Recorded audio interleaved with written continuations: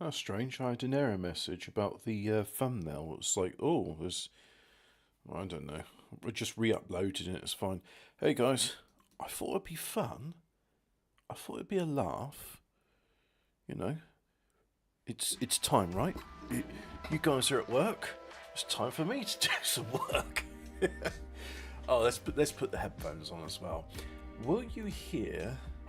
You might hear it from the microphone. The clicking of the relays. I think that's the nicest feature about my sound card.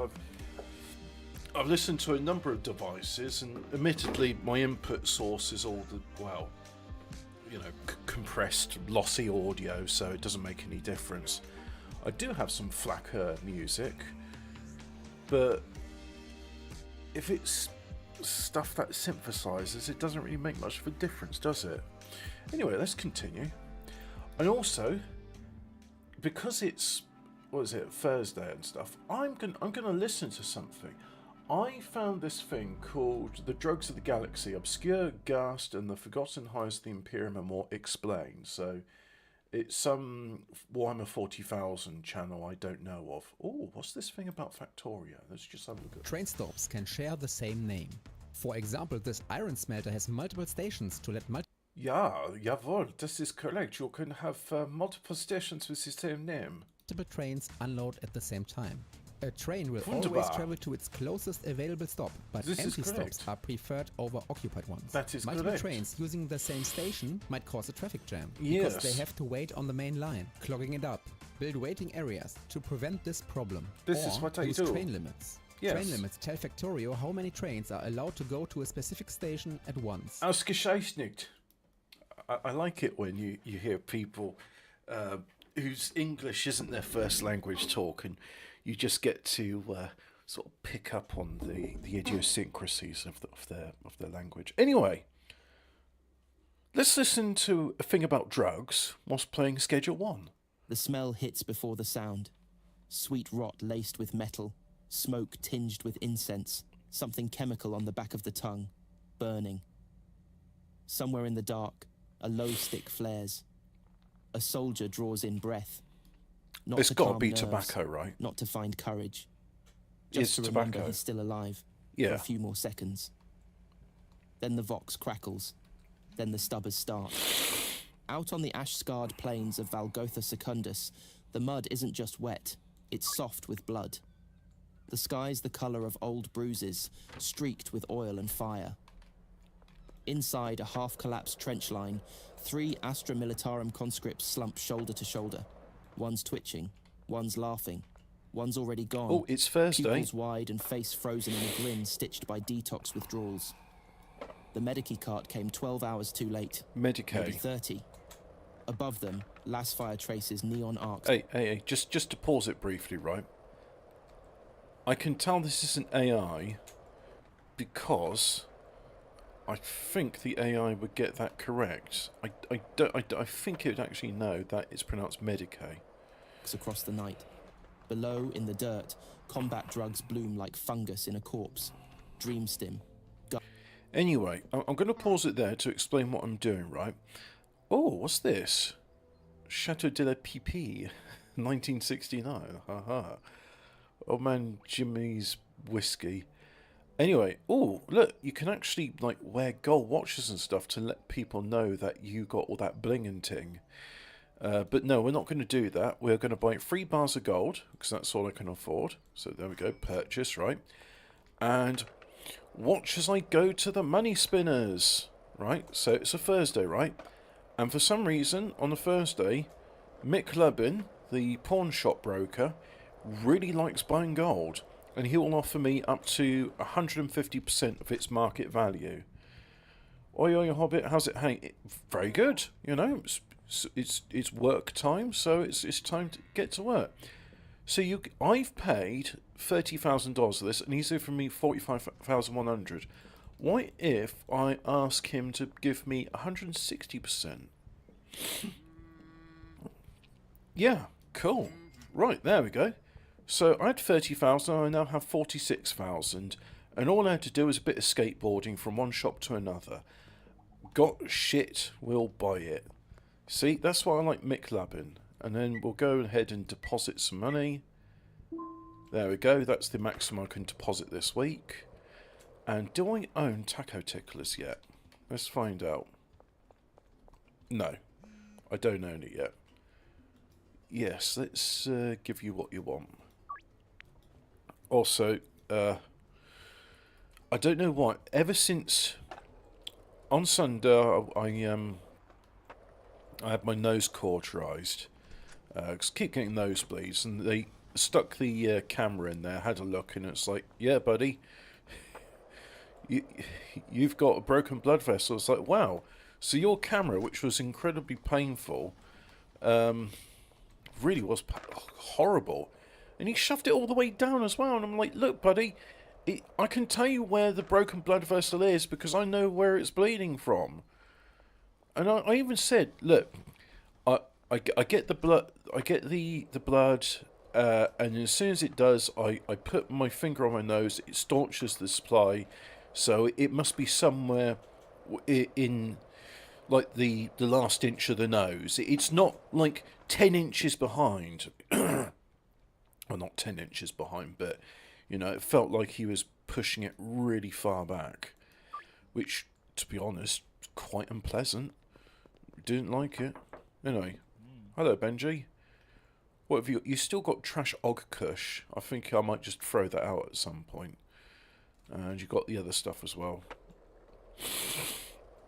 So anyway, let's carry on listening. Ghast, Kalma, fervour. Words that don't just name substances, they name rituals.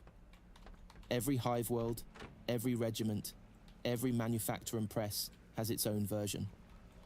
Some ground into powder, some swallowed in capsules, some mainlined straight into the neck with an injector syringe that buzzes like a dying servo skull.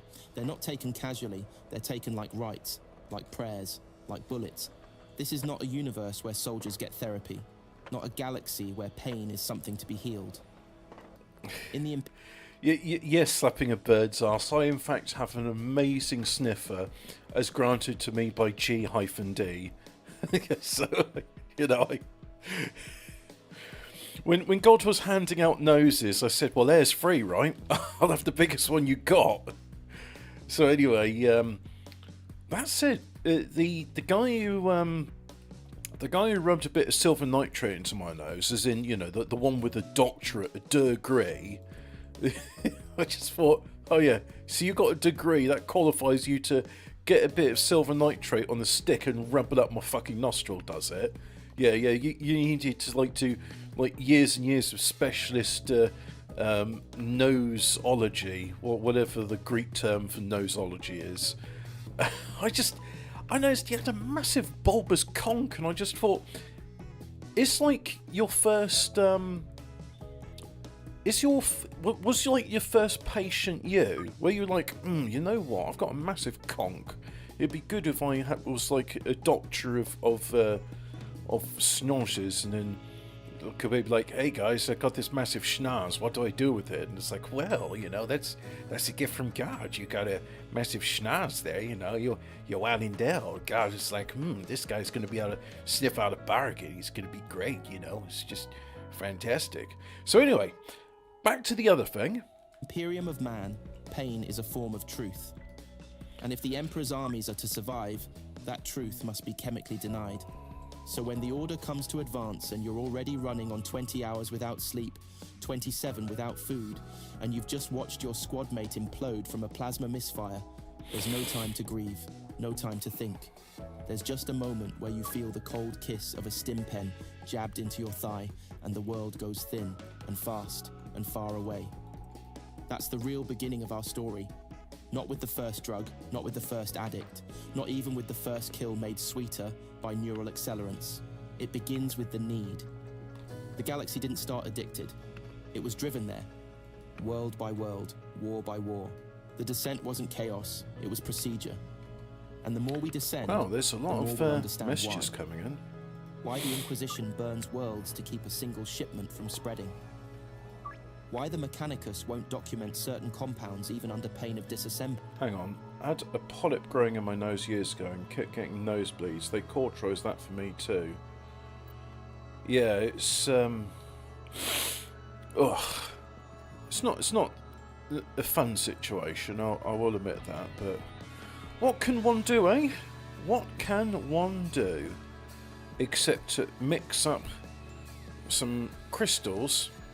Because we're in Glastonbury here, and you see big market for crystals with some petrol. So you've got to wash the crystals because these crystals are dirty. So if I wash it in petrol, cleans it off. Everyone knows that. Speaking of which, has anybody noticed how dirty the sky is today? Ed Miliband's sprayers must be working in effect, spraying us like cockroaches.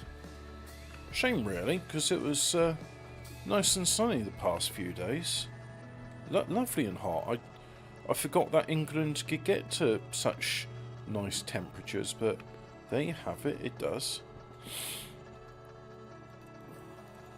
So I'll do that, and then I need to order in, let me see.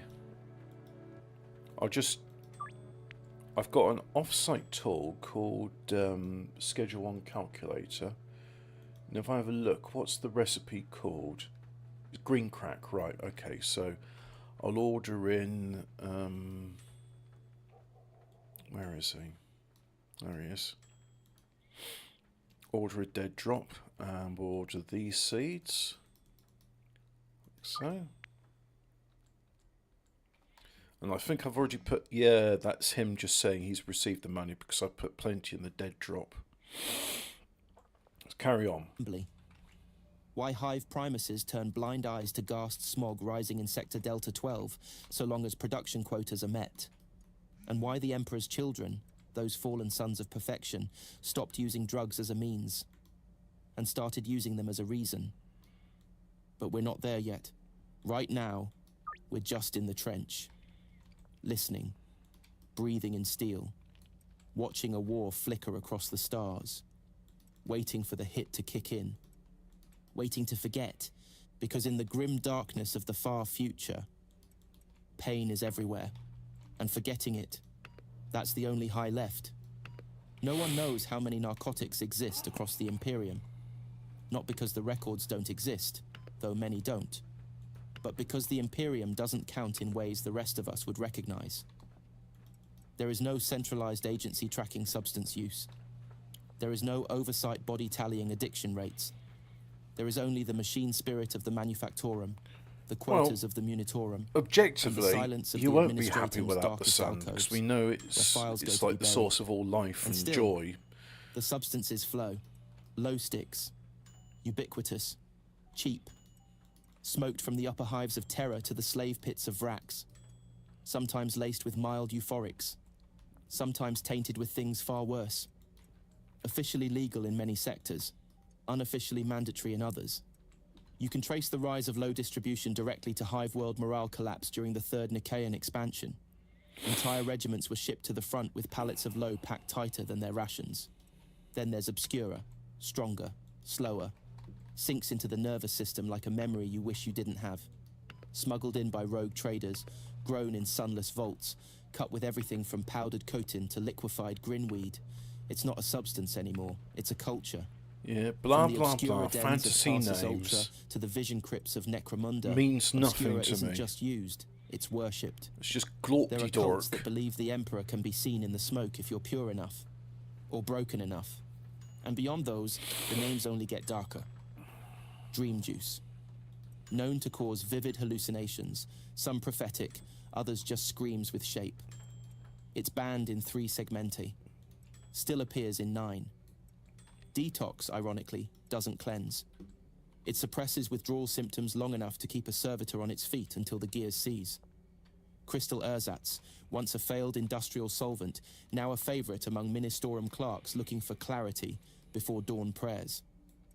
Flects, mirror-like shards found in certain warp-touched ruins, are neither inhaled nor ingested. They're simply looked at. And looking is enough to change you. But it's not just addicts and thrill-seekers. The Imperium's own bureaucracies fuel the market. Arbites raid one den while administratum scribes skim credits from another. Planetary governors impose local bans while privately investing in the narcotics being trafficked out. Entire hive sectors are maintained not through loyalty, but sedation. Calmer clouds pumped through ventilation, kosh-laced rations to keep the workers smiling just long enough. An obedient labor force isn't one that fears. It's one that dreams just enough to keep waking up. And if the source is too obvious, if a new variant spreads too quickly, an inquisitor steps in. Quiet. Surgical. Cities vanish. Habs are firebombed. No explanation given. Because some drugs do more than alter minds. Some open doors, and some let things in. That Even was the the ecclesiarchy gets big its thing hands about. dirty. So you mentioned about flecks earlier, being that they're not consumed. They just you just look at them and you see things. So in Warhammer 40,000, there's these warp storms where the veil between reality and the hell dimension of the warp breaks down, and so there was this warp storm in this planet, and the hive cities, as they call them, or just the big mega cities. You've got billions of people living in a big hive. The windows of that place got smashed in by the warp storm, and now that the warp storm's over, there are unscrupulous scavengers that go there, and they scoop up the flecks of glass, and then they sell it on the black market in other places. And people, they get addicted to just looking in the glasses, but unfortunately the addiction results in them losing their soul as some demon comes through, and it's very grim and it's very dark like the rest of it. So isn't it blocking the sun racist? People of colour need some such. Yeah, that's right. It is a brutal policy that's against people of colour, because in this country you need all the vitamin D you can get. And in fact, I might take a pill today because I'm not going to get any sun, am I? Yeah, let's take one of my pills. Penshell seeds burned in censers during high mass. Sleeper extracts used to induce stasis trances in penitent priests. Sanctioned substances, they call them. And maybe they are. Maybe they're holy. Or maybe the difference between a stim and a sacrament is just how many relics you put next to the dosage vial. In the Imperium of Man, suffering is sacred, but sedation is strategy. And as trillions kneel in prayer, billions more numb the silence however they can. Under the West Bridge, good. Some to cope, some to forget, and some just to feel something real, even if it's a hallucination. This isn't a flaw, this is a function. Because the Imperium doesn't fight for joy, or hope, or peace. It fights to endure. And to endure, sometimes, it needs to not feel at all. There are no medals for pain, Right, I got my no stuff. purity seals for endurance, no scrollwork script on a banner that says, "This soldier bled the longest." In the grim calculus of the Imperium, only one thing matters: operational capacity. You are either able to kill, or you are biomass. And if you are able, you must remain able, no matter how shattered, no matter how broken. That's what the combat elixirs are for. Start with the Astra Militarum, billions strong, billions more forgotten. Each regiment has its own cocktail, its own chemical rights, its own way of keeping the meat walking. Some are injections, some are tongue tabs that dissolve in 3 seconds flat. Oh, Others there's my are gas van. released in the hab-sealed armour of siege troopers who no longer remember the sound of their own voices. The most common is fervour, a neurostimulant that doesn't just increase reaction time, it removes the ability to hesitate. There's police. It's not courage, it's not willpower, it's the absence of choice. Soldiers pumped full of fervour charge into plasma fire not because they're brave, but because their brain doesn't recognise fear fast enough to stop their legs. Then there's Redux, a battlefield painkiller. Binds to neural receptors and blocks trauma signals almost completely. You can lose an arm, keep shooting, and not notice until someone else starts screaming for you. But the catch? Redux doesn't distinguish between physical pain and emotional. That scream you hear echoing in the ruins? That's not someone wounded. That's someone realizing the drug's wearing off. Dreamstim is rarer, technically off books, still finds its way into psycho units and Black Ops infiltration cells. Supposedly heightens spatial awareness and temporal perception. In reality, it fractures both. You feel like you're seeing 3 seconds into the future, but only because your mind's replaying the present until you hallucinate the outcome. Some operators swear by it, others just never come back. Ghast is the real monster.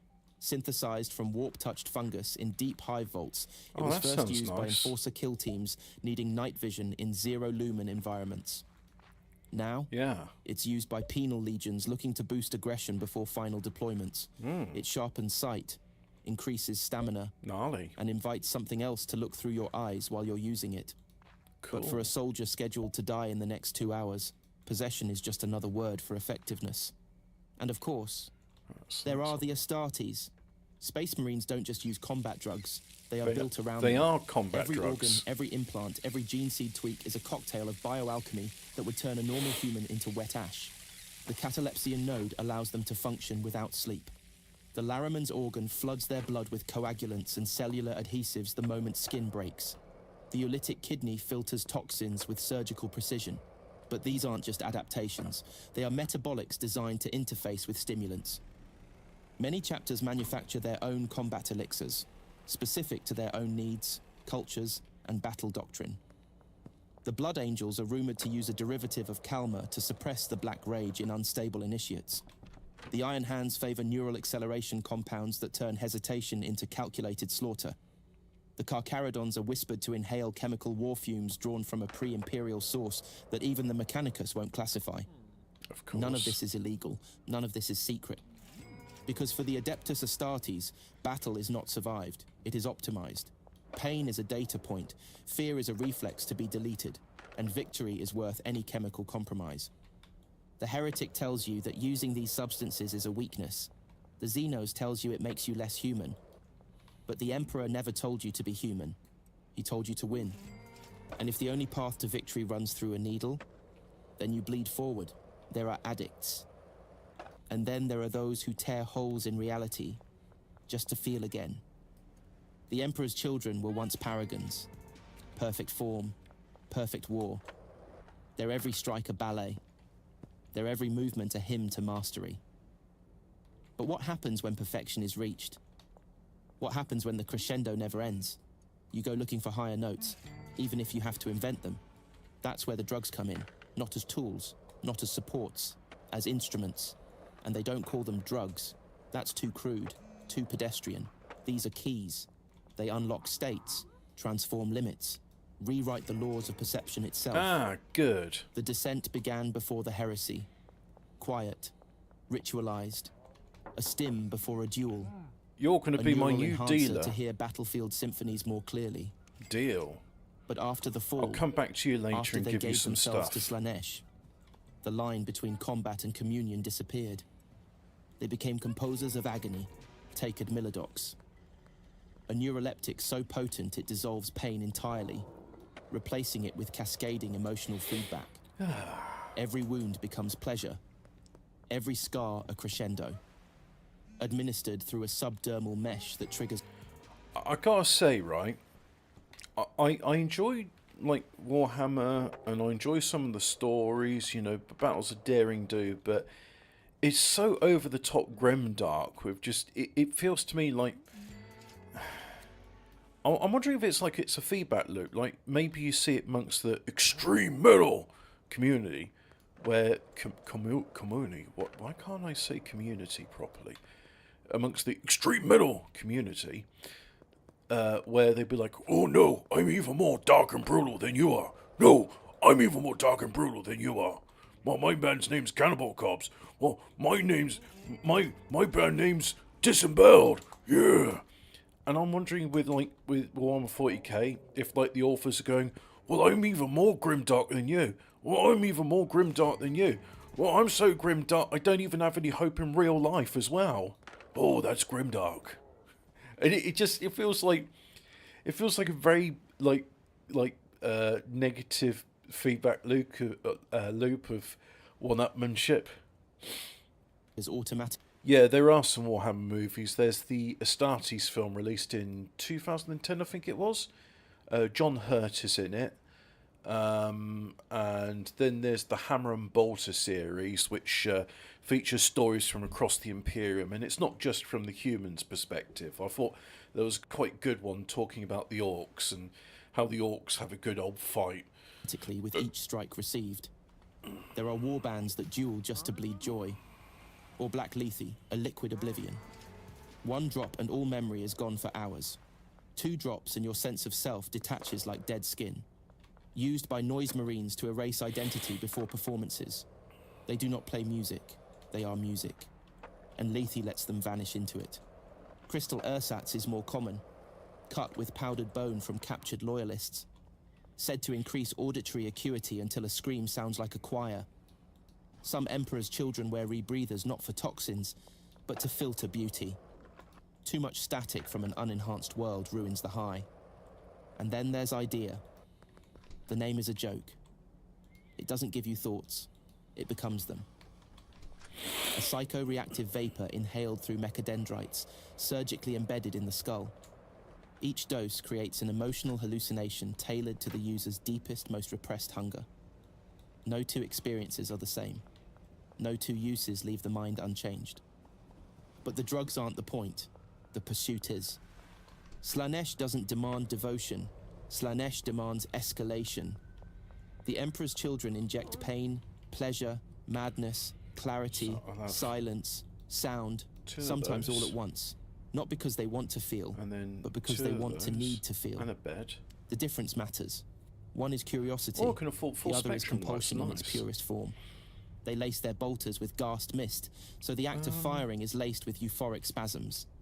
They coat their armor's inner layers And with let me micro-injectors think. loaded with So Kalmar I venom, need so 20? impact from enemy fire triggers dopamine storms. I need 20. They hollow out captured medici servitors, fill them with stacks of synth flesh, and create living pharmacies they carry into battle like sacred relics.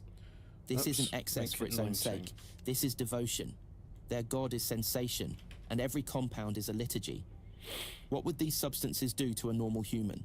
Melt them, shatter them, rewire them so completely that the very idea of reality would So I'll become do that. unrecognizable. But that's the point. And then I'll buy The Emperor's children don't want to survive their narcotics. 16 of those. They want to be remade by them. They aren't chasing oblivion. And They're chasing godhood. That's And every it. needle is a prayer. There are chemicals that don't obey human biology. There are Yep. highs that don't translate. And then there are substances so alien Right, that so to I even bought name that. them is to risk contamination. And but still, I'll go and get they another exist. chemist.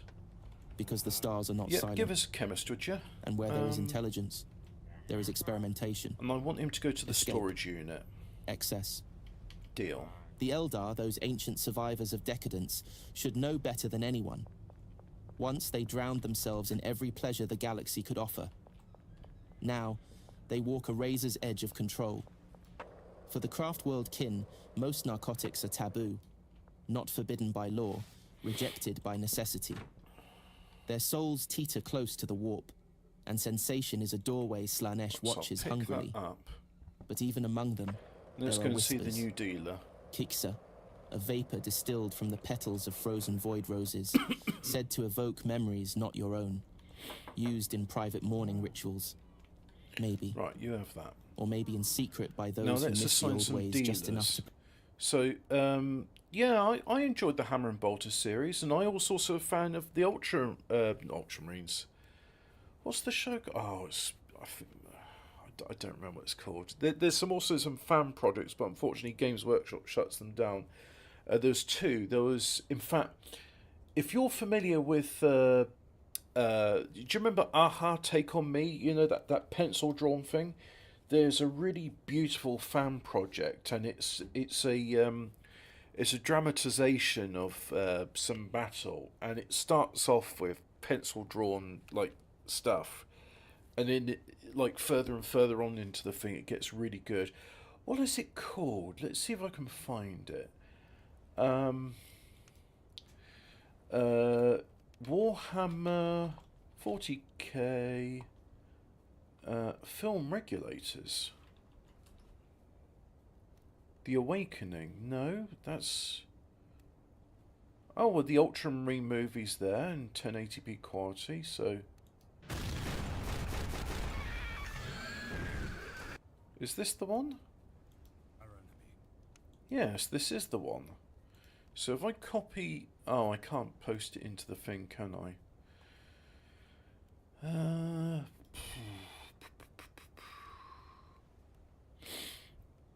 Right.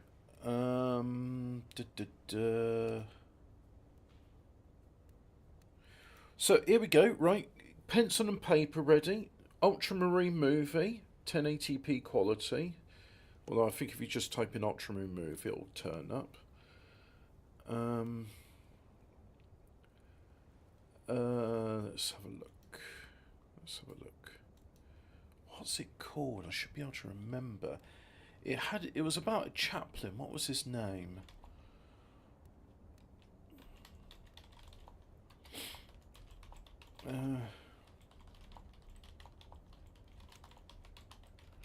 Right. Come on. Warhammer 40k film. Chaplain. Pencil drawn. Let's see if that comes up with what I'm thinking of. Hell's Reach, the movie, of course. It's called Hell's Reach. Right, so Hell's Reach is written with one L, not so hell as in like what is that, the old English version of hell. So Hell's Reach, the movie. The following fan work is unofficial and nowhere endorsed by Games Workshop, and it's brilliant. You know, it starts off with he talks about landing on the planet Armageddon. His voice was a guttural rumble, rendered harsh from yelling orders and battle cries in 100 wars on 100 worlds. I recognise that narrator, and not just from this. I think he's read other sort of things as well. And then there's another good movie. Let me see if I can find Dark Angels versus Necron. Dark Angels versus Necrons? The Awakening, is that's what it's called? Let's see if this is the film I'm thinking of.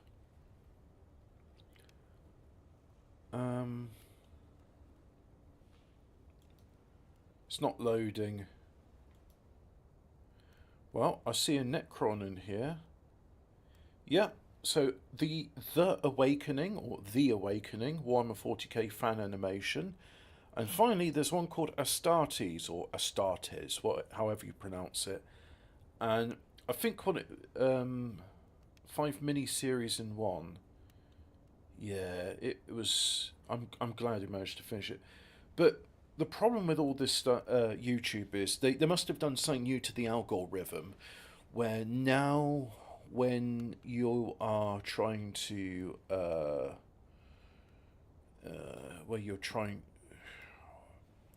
I don't have adverts on YouTube because I'm using Brave, but even so, they've updated it now. So the usual time you'd have wasted with adverts, you still have that time wasted. You just don't see the adverts.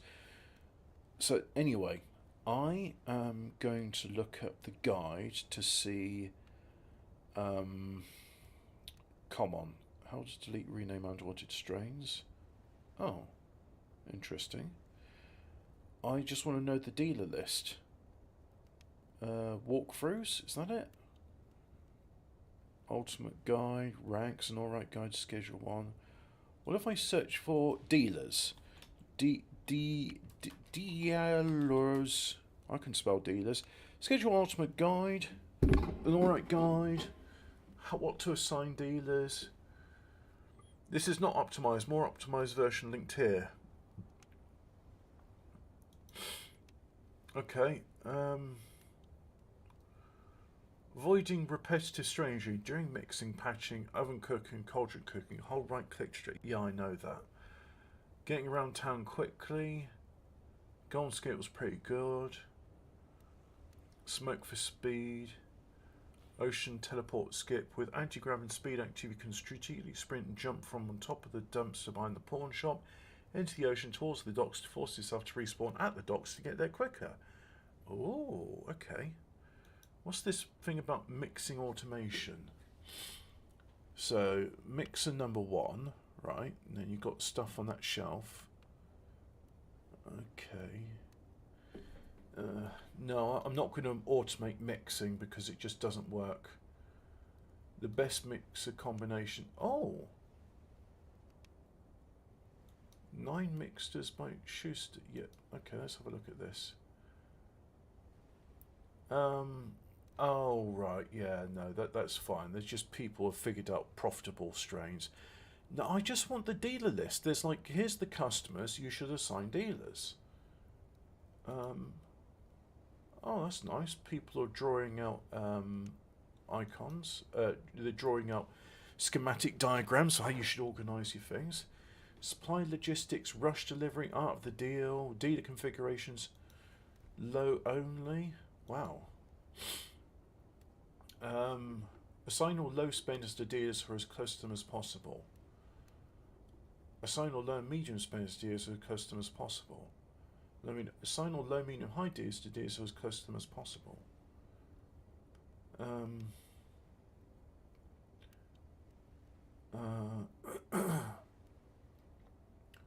Right. I think if I assign the low and medium to them, I've already done that.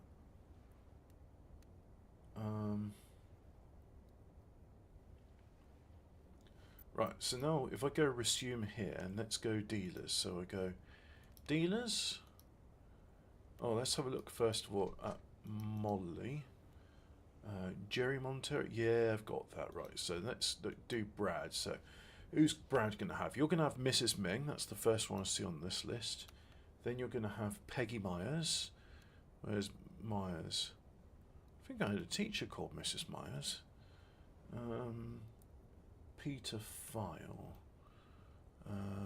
Mr. File, where are you? Sam Thompson. Oh, good. I don't like Sam Thompson. He always wants to meet in front of the barber shop, so I have to sneak to him. And he only ever buys one thing at a time, so he's like he's cheap. There's Sam Thompson. Elizabeth Homley. Elizabeth Homley. Homley. There we go. Eugene Buckley. I quite like Eugene. Greg Figgle. You can have Greg. And Jeff Gilmore. Oh, Jeff's a cool guy, but that's fine. And yeah, there we go. Right. What's this message here? Oh yeah, I'm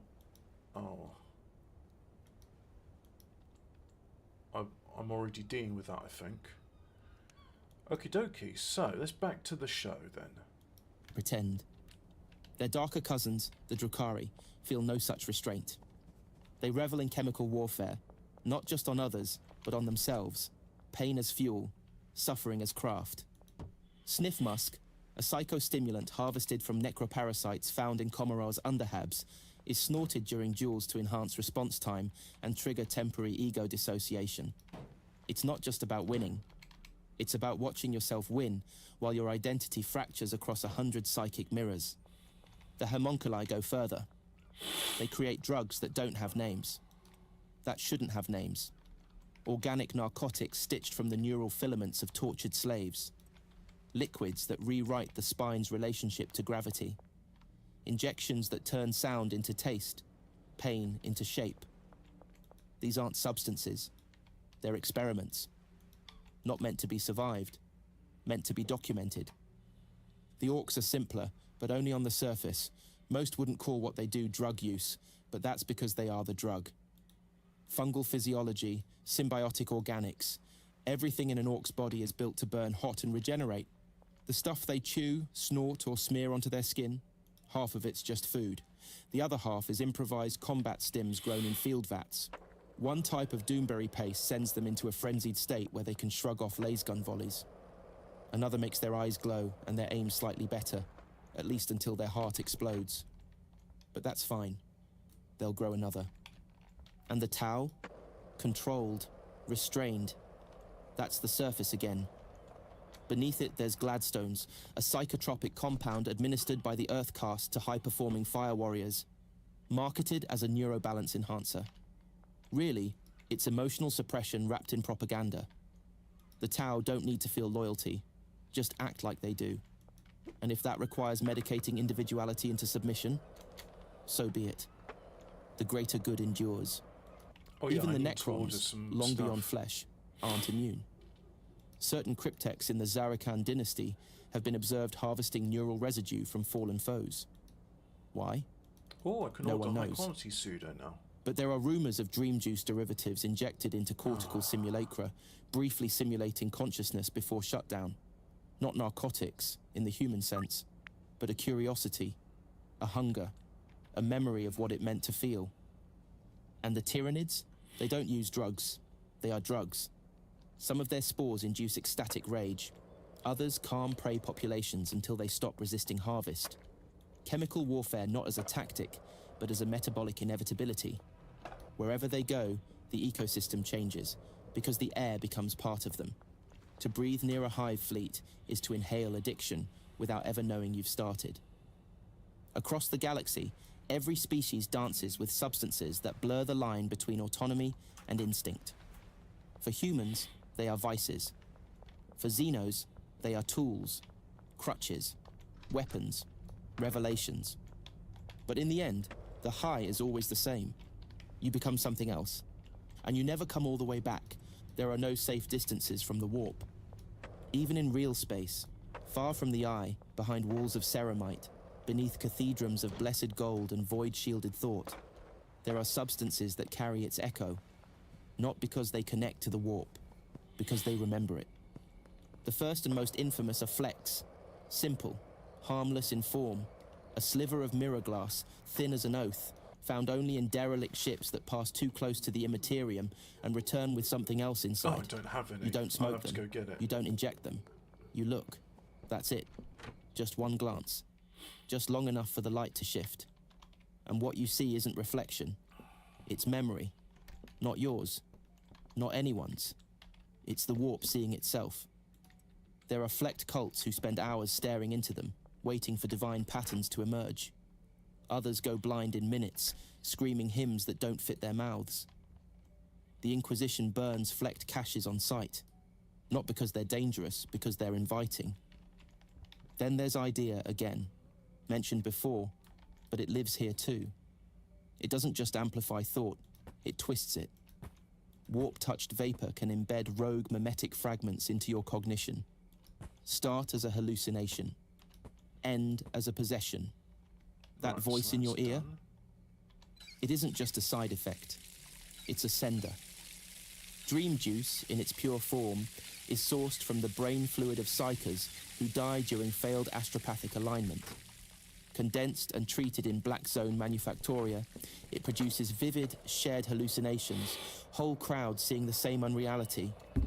It's said that under dream juice, time stutters, thoughts leak. You might scream something you've never heard in a language you've never learned. Or worse, someone else might scream your memories, perfectly recited. But the most dangerous warp drugs don't come from the black market. They come from sanctioned use. The Ordo Malleus deploys stims designed to inoculate inquisitors against demonic influence. Taken in microdoses, they blur the interface between human consciousness and warp phenomena. In theory, So one this for makes you. the mind more resistant to intrusion. In And then- practice, it makes the line between hunter and hunted dissolve. Calma, commonly used to suppress civilian riots, is warp reactive in certain variants. When used in proximity to unsanctioned psychers, its sedative effect sometimes inverts, inducing euphoria and lucidity so intense it mimics religious ecstasy. It's not a bug, it's not a feature, it's an omen. And there are the silent rooms, Right, that's all the deals the ones done. no one talks about, where Kosh, a trans-dimensional inhalant, is tested on prisoners of the black ships. It doesn't cause visions, it removes barriers. Memories fall out of the subject. So do thoughts that don't belong to them, or to anyone, just static, Right, so shaped into just meaning. park the car. The well, Adeptus van Astra there, Telepathica records the results, then terminates the Under subjects the West Bridge. every time. Why? Because the warp is not a place, it is a pressure. And once you touch it, once your mind folds open just wide enough, something answers. These are not highs, these are invitations. Some see angels, Others see geometries that can't exist.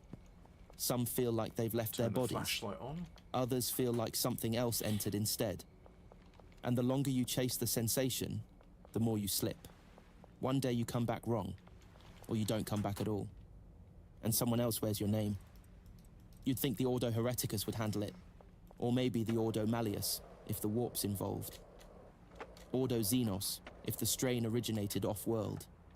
Or maybe a local Arbites branch, a planetary governor's private enforcers, or just a cold midnight visit from someone you never saw. But here's the truth. No one knows who handles it. Not completely. Because narcotics in the Imperium aren't just a criminal problem. They're a philosophical one. A moral crisis too big to be solved, too profitable to be stopped, too sacred to be named. The Inquisition doesn't treat drugs as contraband. It treats them as vectors. Vectors for chaos, for mutation, for spiritual degradation, but not always for extermination. That's the dilemma. Burn every den and you risk collapse. Leave them alone and you risk ascension, of a kind no throne-fearing soul dares name aloud. So the Inquisition balances, weighs, chooses. They know about the obscura dens under Hive Galen's central spire. They let them run. Not because they approve, but because shutting them down would destabilize production output across 3 adjacent sectors. Better to monitor, insert a few informants, erase the suppliers, not the customers, maintain the ecosystem. Elsewhere, it's extermination. Entire hab blocks gassed with airborne detox when traces of Fleck distribution are found. No announcement, no explanation, just containment. The survivors, if there are any, are blind and babbling, consigned to ecclesiarchal rehabilitation that looks more like psychic exorcism. Some Inquisitors go further. They use the drugs, test them, try to understand what drives heresy before it blooms. Some even weaponize the narcotics themselves, lacing captured Ghast with mimetic kill phrases, distributing altered low sticks among cults, so that when the time comes, they can trigger mass seizures at the press of a Vox speed. It works, sometimes. And when it doesn't, they torch everything anyway. But the hardest part isn't suppression, it's distinction. Because where is the line? Between a sanctioned stim that keeps a guardsman alive and a heretic compound that renders him immortal but insane. Between a psychic inhibitor used to treat trauma in navigators and a warp-tainted vapor that teaches a human how to pray in demon tongue. The Inquisition is not unified. They argue, Puritans demand absolute cleansing. Zero tolerance, no matter the cost. Better to lose a planet than let a single dosage compromise the Emperor's light. Radicals see tools where others see threats. They know the galaxy's ending already. I shouldn't be too greedy. I mean, he did give me like $15,000 for the gold. The tired ones. $15,000 more than I paid for it, the ones who've seen hive worlds die screaming. Who've seen what happens when a factory worker on Cottin decides his pain is finally louder than his loyalty. Who've walked into Administratum ruins flooded with Dreamstim fog. Right, so now, let me have a look at my mixture for this. Paracetamol, bananas, petrol. Right, let's see. So, paracetamol. So we'll have 160 of those, because that's what fills that one shelf. Banana, 160. Petrol, 160. Can't order it, so just order those for now. Let's put all in here, like so. Likewise, do the same here.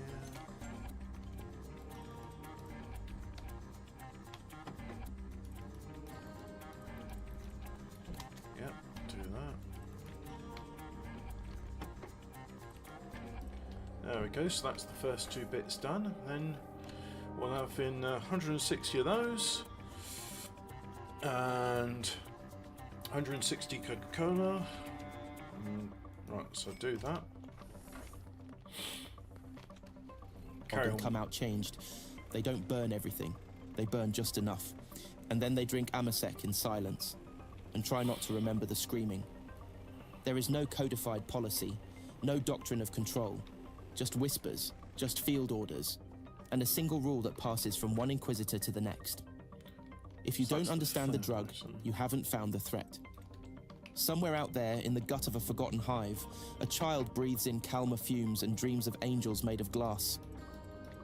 On a strike cruiser drifting near the edge of Segmentum Obscurus, a space marine slides a vial of Redux into his combat harness.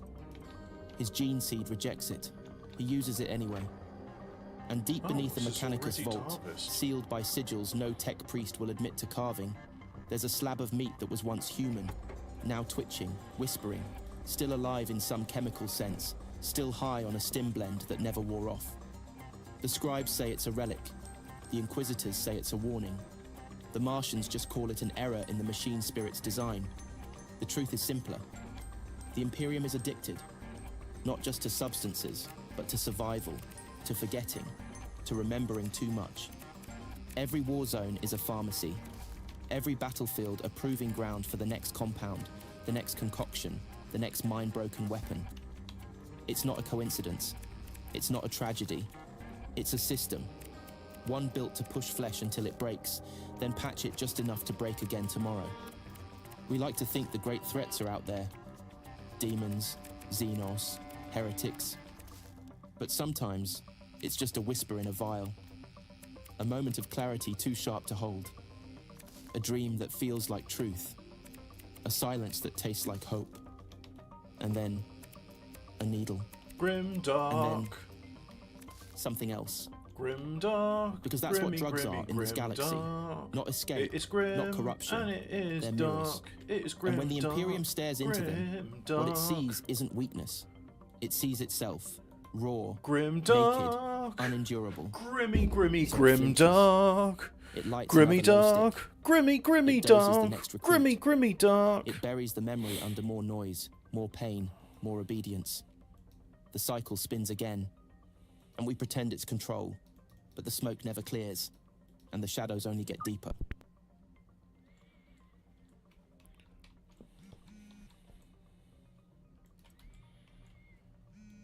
Oh. That's done. Dropper's ready. Yep. So I'll carry on doing what I'm doing, which is getting supplies in. Oh, actually, good point. I won't need my skateboard for this because I'm just doing the van, and I want to maximise. So let's see. I've got the first 3 ingredients, and now I need, after that, Coca-Cola, which I bought, and Mega Beans.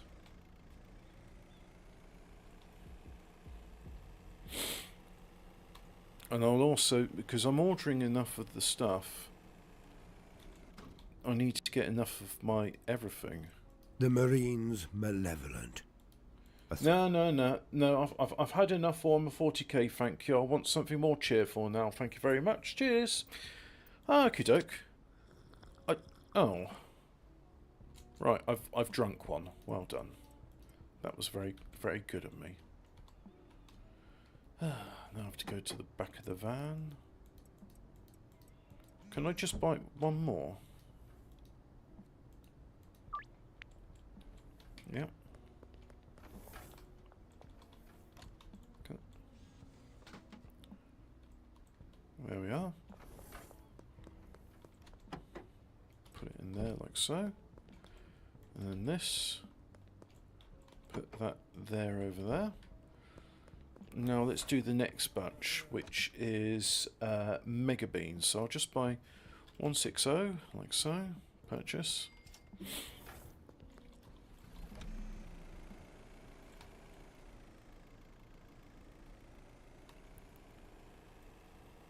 Right.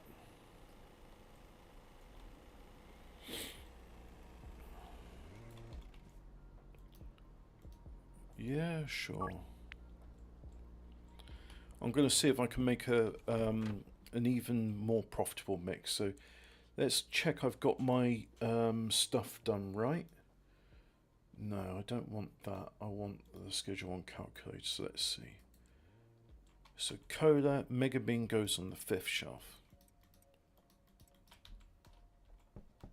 I'll go here. Oh yeah, and I'll have to pick that up later. And go here,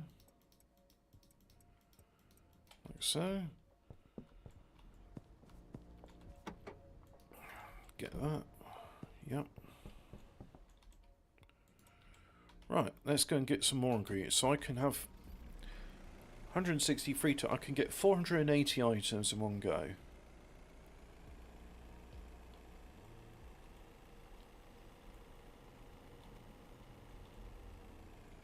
Or you know what? I should actually have my van reversed.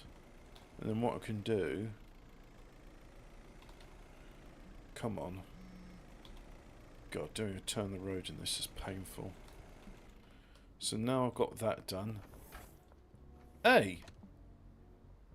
Where are you, lazy bones? Right, I've got nothing on me, so this should go nice and easily, because last time I did, they were upset about the precursors I had. Yep, go on then, have a search. Thank you very much.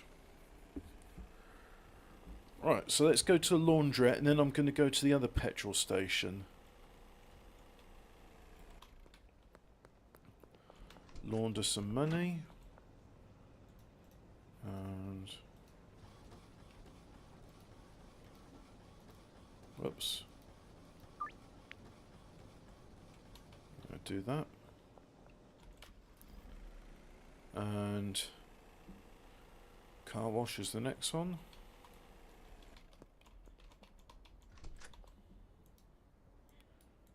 Like so. And then the post office. And then we'll circle back round to the... oh look, there's actually a loading bay. Let's go into that and see whether it loads directly into the thing. There we go. So I just go off to the post office. And more money in there. Right. So we got up to mega beans. After mega beans, battery, banana, and cuke.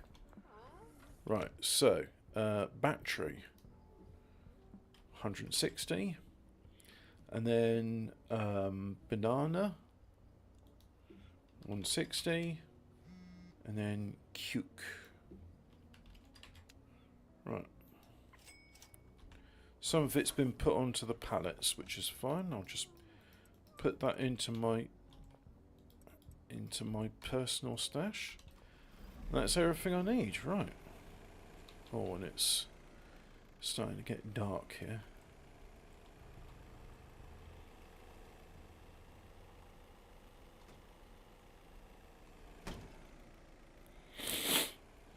Right, off we go.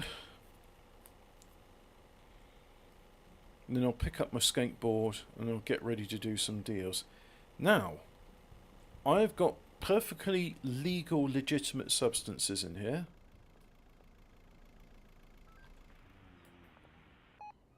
As you can see, I'm a fan of Coca-Cola, mister. And you'll see bananas and batteries. Yep. Gonna have a fun night with bananas and batteries, I can tell you that for free, Mr. Officer Man.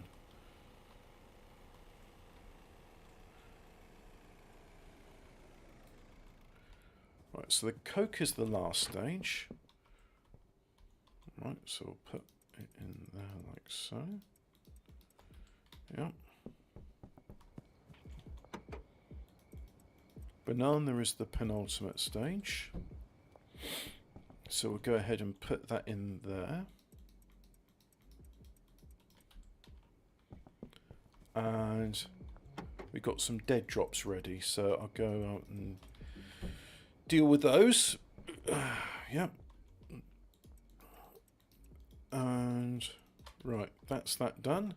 Now my skateboard is here. Let's go and get the dead drops.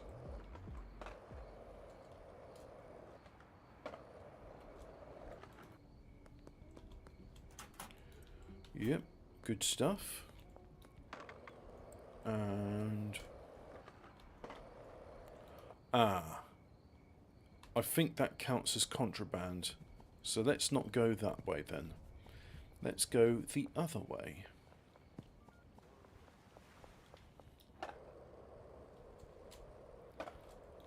Alleyway behind grocery store. Where's that then?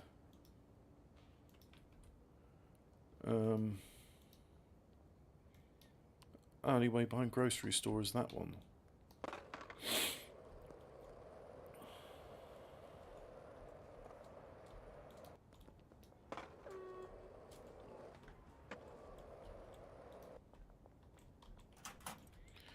Okie dokie. Right, got everything I need there.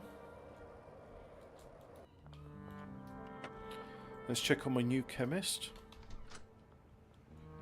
Yep, everything here loose. That's fine, you've got 8 of those, and then... Oops. Right, and then this extra bit, I'm going to go to the sweatshop, and let's answer this. Yep. And you, I would like some more seeds, please. It's just more of the same. And likewise you. Can I have some more cough medicine? Or cold medicine? Cold and cough? Night nurse?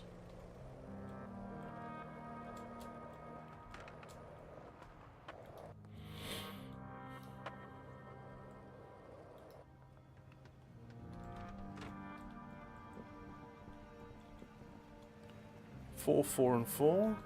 4, 4 and 4. We'll put this over here for now. Yeah, that's good. You're making plenty of crystals. Whoops.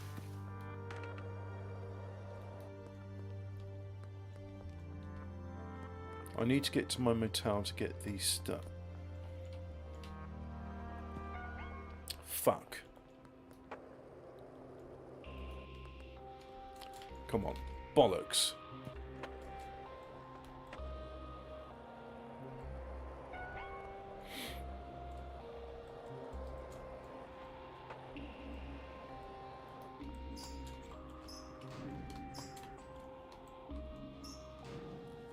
Hopefully, they didn't see me do that. Hopefully, hopefully, hopefully. Oh, bollocks. Can't catch me. I'm the coolest dude, man.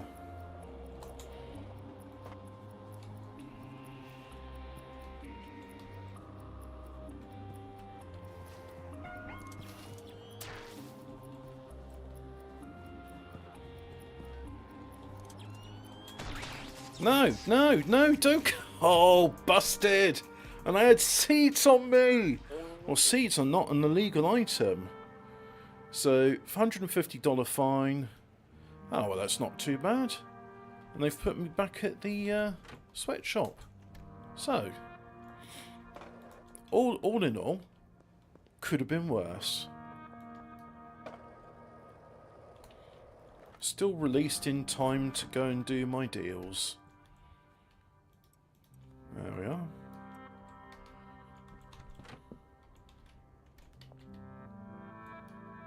Deal there, deal there, deal there, there, there, and there and there. Right, I know.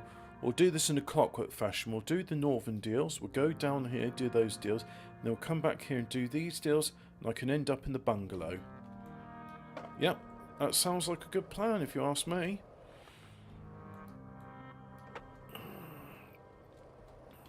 So we'll just make sure to avoid any of the police.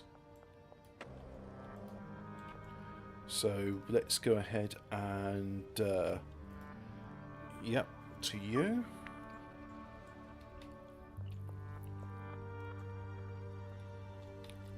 So who am I meeting up? Alright, you're here. Right, so one for you.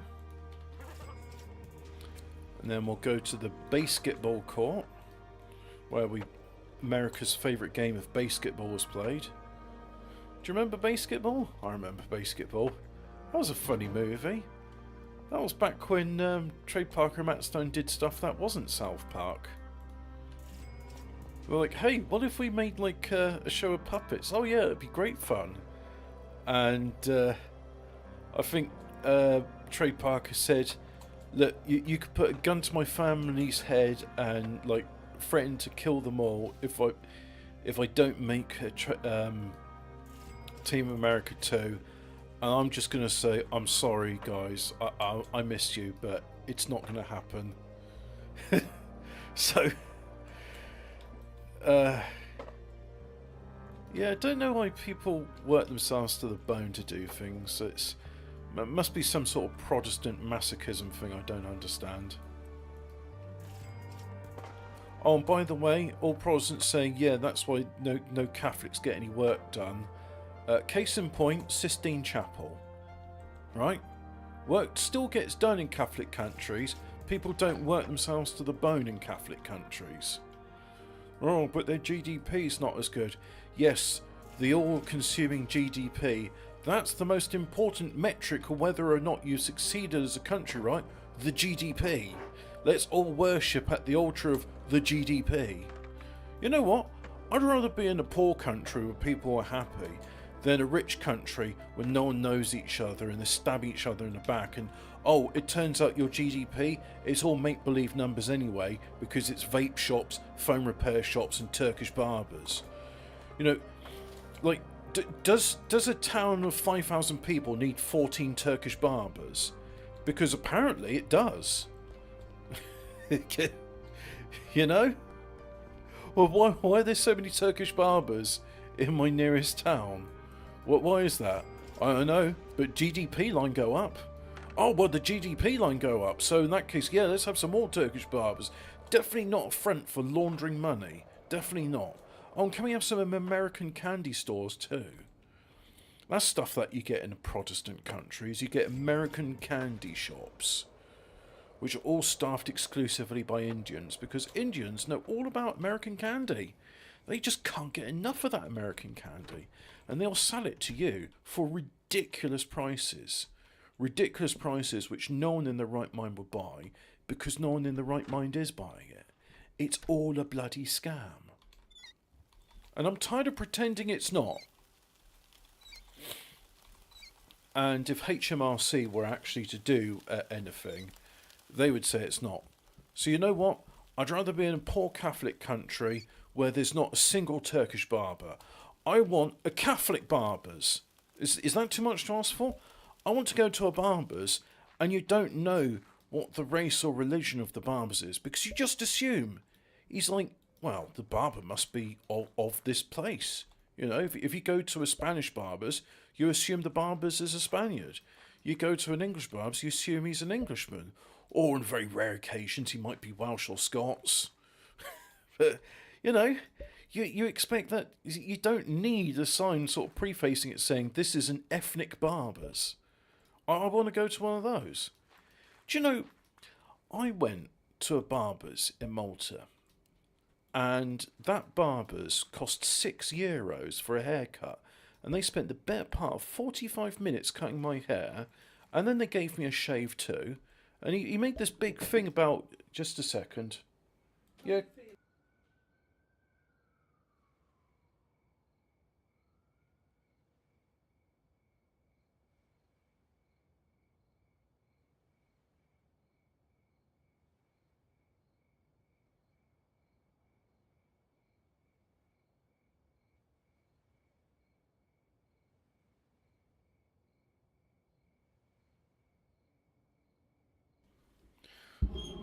So yeah, this haircut, it cost me €6, or maybe it was €7. Either way, not a vast amount of money, and he was working for about 45 minutes. And as far as I could tell, nothing illegitimate about it. But he wasn't Maltese; he was Tunisian, and they didn't speak a word of Maltese.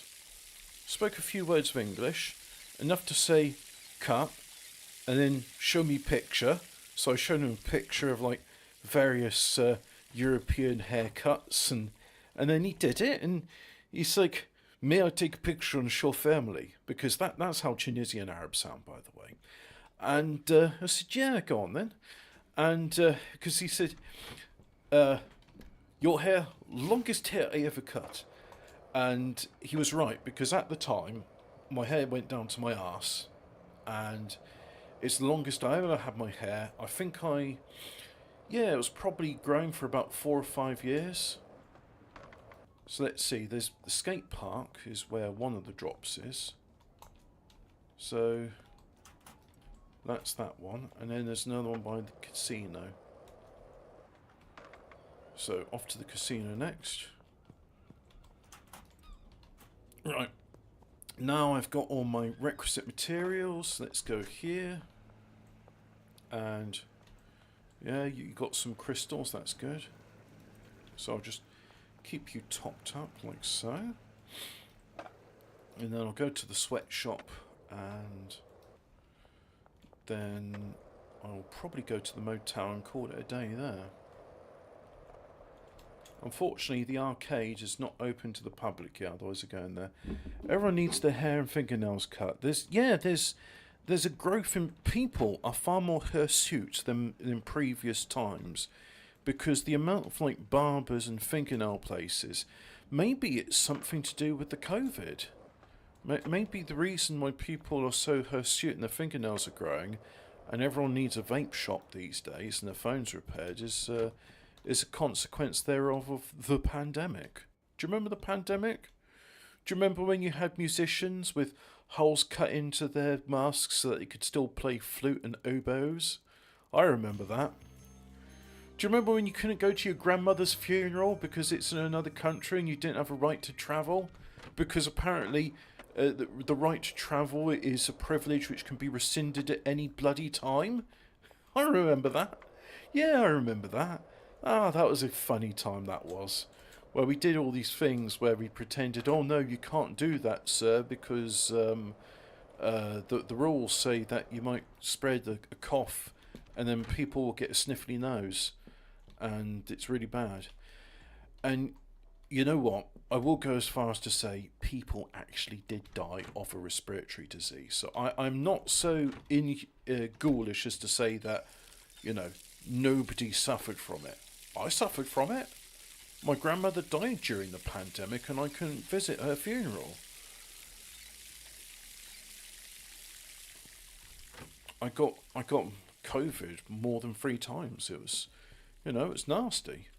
It wasn't the worst thing I ever experienced. I mean, it wasn't as bad as norovirus, and it certainly wasn't as bad as the flu. But it's still not something I'd be like, oh, I'm a bit bored today. I think I'll have a bit of the COVID. No, it was horrible. But anyway, I think pretty soon we will be ready. And in fact, we can probably do this now. If I just start loading up some of these mixers preemptively. So we'll do the whole bit. We'll put in 20 thereof, all of these, and there we go. And then we just need another 40 to go in these ones. Yeah, I remember. Do you remember when we all got our pots and pans together and we all clapped and bashed our pots for our NHS? You know, the brazen ball that is our NHS, where you sacrifice your firstborn son to our NHS to appease the brazen bull of our NHS. I remember that. It was good times. We all had a laugh. We all sung Kumbaya, our NHS, Kumbaya. Oh, NHS, Kumbaya. And then we went to Mass on the Sundays to praise our NHS. It was a good time. Everyone had a good time. Where did it go? Our NHS, those were the days. And you know what? I actually went to our NHS on a Sunday. So in fact I did go. Instead of going to church, I went to our NHS. Because I am a good Englishman. And an Englishman doesn't go to Church of England, he goes to our NHS. That's the true Englishman, that is. Oh look, these are very nearly grown now. Right, it's Harvest Day. It's the Harvest Festival for our NHS. We're harvesting some Papaver soniferium latex for our NHS so they can make diamorphine.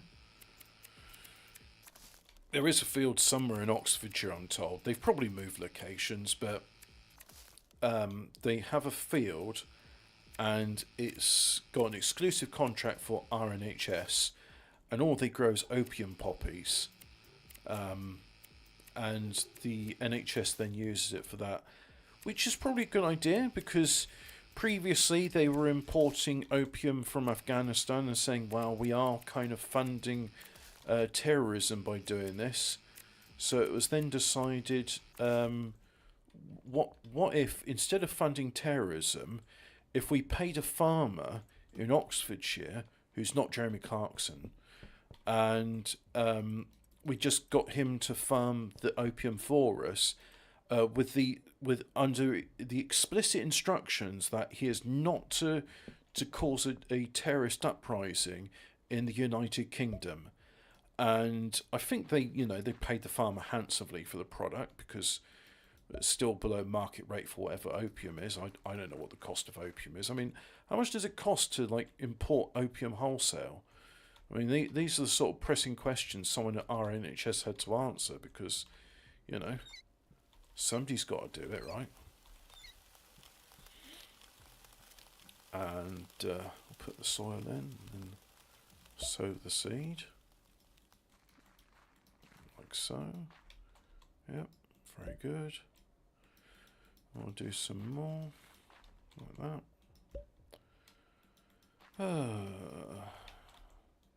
Our NHS. They grow opium poppies in the UK. Oh, I'm not complaining about that. I mean, they still use fentanyl, though. I don't know. I mean, when I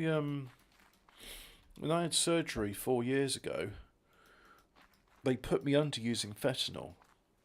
I was like, oh, what's wrong with heroin? Why can't I have good old-fashioned, all-natural, sustainably sourced heroin from the fields of Oxfordshire? And they're like, no, just straight up synthetic Belgian fentanyl for you. And it's like, oh, well, it's not exactly Belgian chocolate, is it? Mind you, none of this conversation happened, because within seconds of being injected with it, I was unconscious, which is probably for the best. I don't think the anaesthetologists were interested in the ethics of harvesting and production of heroin from local sources. But what do I know? I think it's all to come by the government so they could reset the simulator. Yeah? Or is it to push things forward into new, scary, frightening dystopian directions? Apparently the Boris wave was a result of a lot of new people living in the UK that didn't exist here previously. I don't know. I don't know indeed. I know nothing, me. It's all just... I'm just making an observation. I see things and I wonder about that, and I scratch my head and go, well, there must be some good reason for it. I can't fathom what it is, because I'm not a ploppy-tician. I don't do ploppy ticks. I mean, I can observe the outcomes and go, well, that's a bit funny. I wonder why they go and do that. But as to, why people would do that, can't say. It's not for me to say. Can't say it. We're going to have a new product on the market soon, lads. Just waiting for this to finish mixy. In the meantime, let's have a look at the dealers. What we've got. Yeah, you've got that. You've got that. And you, Benji Coleman, you're not doing too good, are you? Still got that Okakush. No one's interested in it.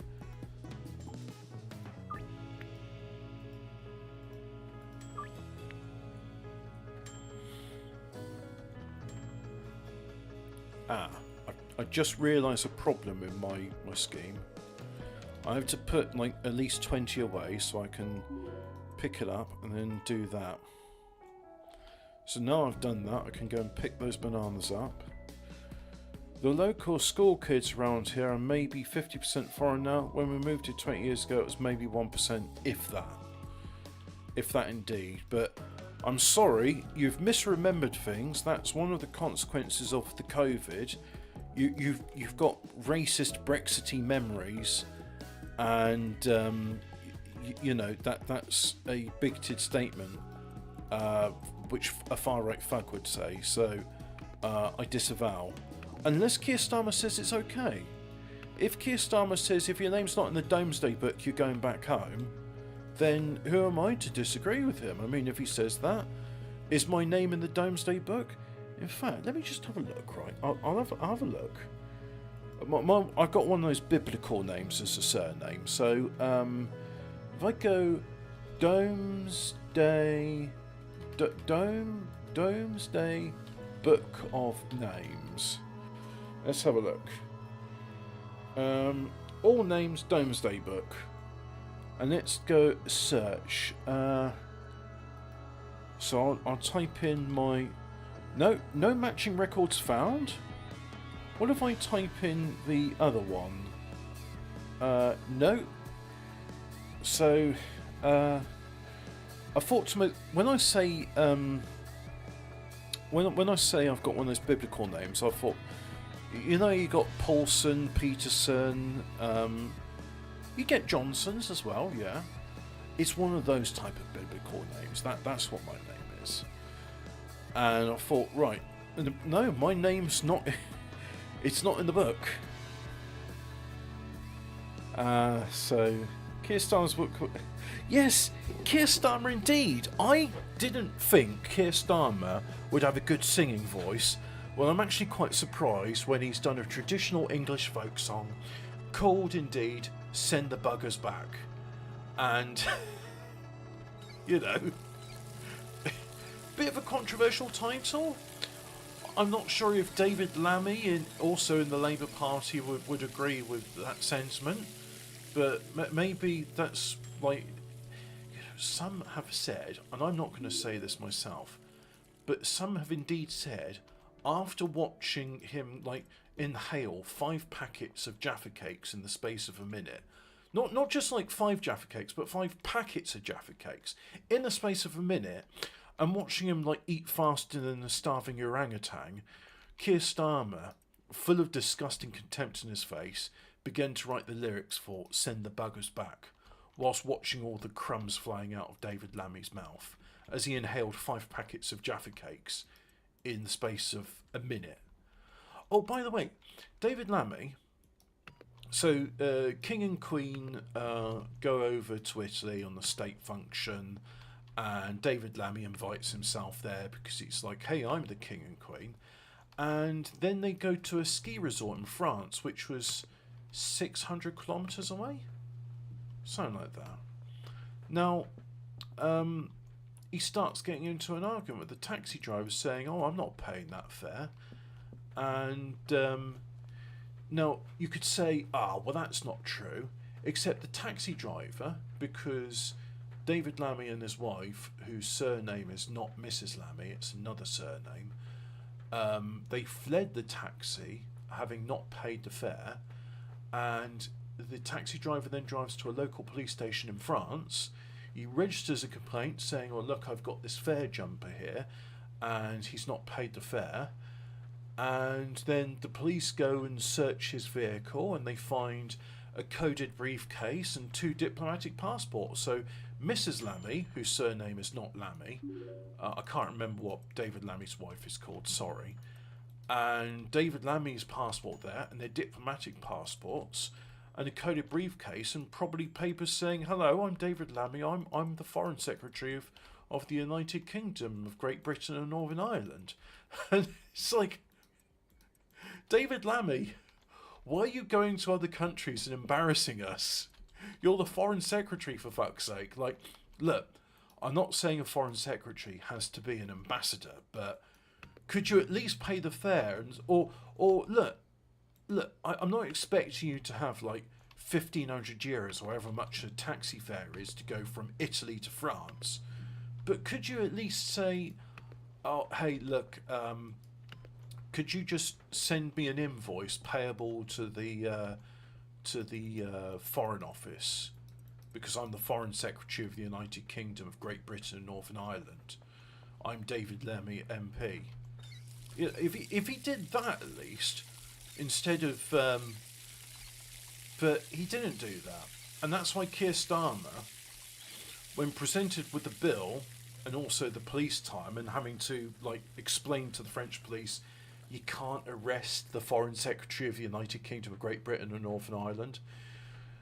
He's looking at David Lammy, who's now back in the UK in 10 Downing Street, inhaling 5 packets of Jaffa cakes in the space of a minute, and he's just looking across the room at him with utter fucking contempt.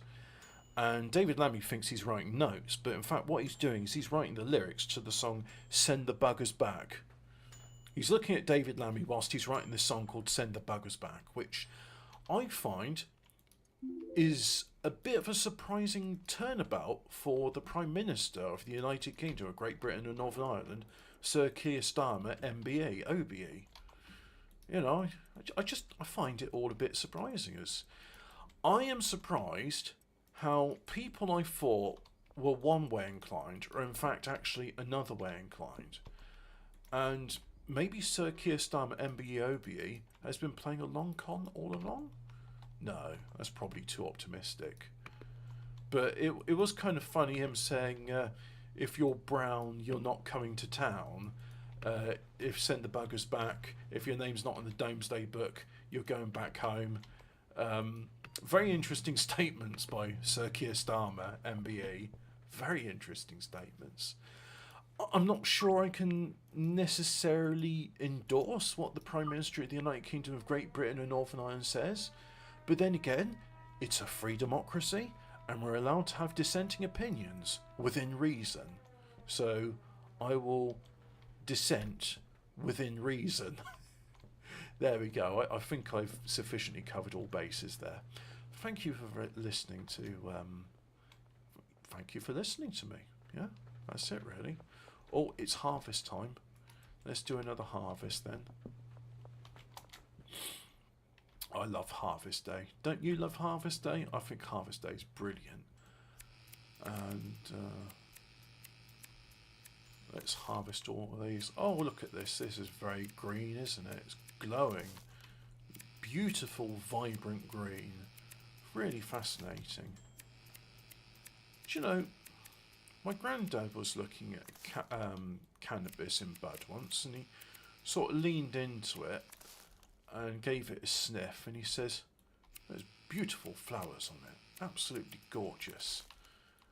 And I said to him, do you know what plant that is, Grandad? And he says, yeah, it's cannabis sativa. I was like, oh. He says, yeah, the Romans, you see, anything which you sow is a sativa. And he was telling me about how, like, the various... Because for some reason, I don't know why, my granddad, he knew Latin because it's like Latin is the basis of all this, it's the basis of all botany. So, yeah, knew a lot of Latin. Very interesting man. I miss my granddad. In fact, I miss both my granddads. They're all dead. All my grandparents are dead. I like the grandmothers too, but I especially like my grandparents, and they're all gone now. Won't be able to tell them about the time Keir Starmer wrote a song saying "Send the Buggers Back" because David Lammy, who's just been bailed out by the Prime Minister of the United Kingdom of Great Britain and Northern Ireland, Sir Keir Starmer MBE, is looking at him in the conference room asking him to explain himself. And he's just like, oh, I'm starving, have you got anything to eat? And then he spots 5 packets of Jaffa cakes, just opens them up, doesn't even take them out of the plastic, just shoves it into his mouth and starts chewing on it. Like, have you ever seen like a camel eating a melon or a cactus? They just sort of chew it whole, spines and all. That's David Lammy. Takes it out of the cardboard packet, doesn't even take the plastics off, and just chews on it. 5 packets of Jaffa cakes just inhaled in the space of a minute. I mean, some would say that's obscene, some would say that's a gross waste, and some would say that I believe this is a fiction and none of this actually happened. Well, I'm telling you, some of this stuff happened. You can probably ascertain what is real and what is not, but quite a lot of what I've said has happened. And I think the most believable part of this story It's not that the Foreign Secretary of the United Kingdom of Great Britain and Northern Ireland, David Lammy, didn't pay a taxi fare when he was going from from Italy to France. I mean, that bit, sounds incredulous. It sounds incredible to me. But David Lammy inhaling 5 packets of Jaffa cakes within the space of a minute, that sounds more believable to me than the Foreign Secretary not just saying, "Hey, look, buddy, I'm the Foreign Secretary. Like, you put whatever you want on that invoice, and it will be paid by the UK government." You see, to me, him fare jumping, not paying a fare when he's the Foreign Secretary, one of the highest, most respected positions in the United Kingdom. See, that to me sounds less believable than him inhaling 5 packets of Jaffa cakes in the space of a bloody minute, whilst Keir Starmer's looking at him contemptuously and going, "I'm going to write a song about you. I'm going to write a song about you, you gluttonous bastard. You utter fucking shit." I can't believe Keir Starmer would be so contemptible of him, but apparently he was. The taxi driver has now been charged for nicking Lammy and his wife's luggage and passports. It was on the news earlier. What? So they're actually like arresting the taxi driver for stealing his luggage? That's insane. That is absolutely absurd. I can't believe they do that. That just it doesn't seem right to me. I'm sorry, but sometimes I feel like I'm in some sort of fever dream, and it doesn't feel real. Do you know what I mean? Like these sorts of stories where Foreign Secretary does fare jumping because Ooga Booga then inhales 5 packets of Jaffa cakes in the space of a minute. It just feels like, you know what? I must be too hot. I must have got like a fever, and then I'm waking up because I'm too hot because it's a fever. That must be what it is, right? That must be the problem. Not. And now the taxi. Well, of course they're going to arrest the taxi driver. I mean, the poor stooge is like, "Look, guys. I'm a taxi driver, and this is a big fare, and it was gonna, it was gonna be nice. I was be like, great, just want 2 customers, transport them from Italy to France, make a load of money, and maybe have a few days off after that because I'll be all right." And now the poor taxi driver is being like, "Sorry, you're under arrest because you've caused an international incident, and I know you deserve this money. But we're going to say, actually, what you've done is stolen the luggage of the Foreign Secretary of the United Kingdom of Great Britain. United Kingdom of Great Britain and Northern Ireland. The taxi driver be racist, obviously. Yeah. A spokesman person for David Lammy said he didn't do nothing. Well, there we go. So, you know what? We're going to name this David Lammy Jaffa Cakes. There we go. This is our new product, David Lammy Jaffa Cakes. And what's it worth? Let's have a look at it. If I go to products, this is our new favourite. It is asking price $171. Yeah. David Lammy Jaffa Cakes is the new hot stuff. Look at it. David Lammy Jaffa Cakes. God. What an insane combination. I mean, all that work, right? And we've ended up with something called David Lammy Jaffa Cakes unpackaged. So we've got a shelf full of it there.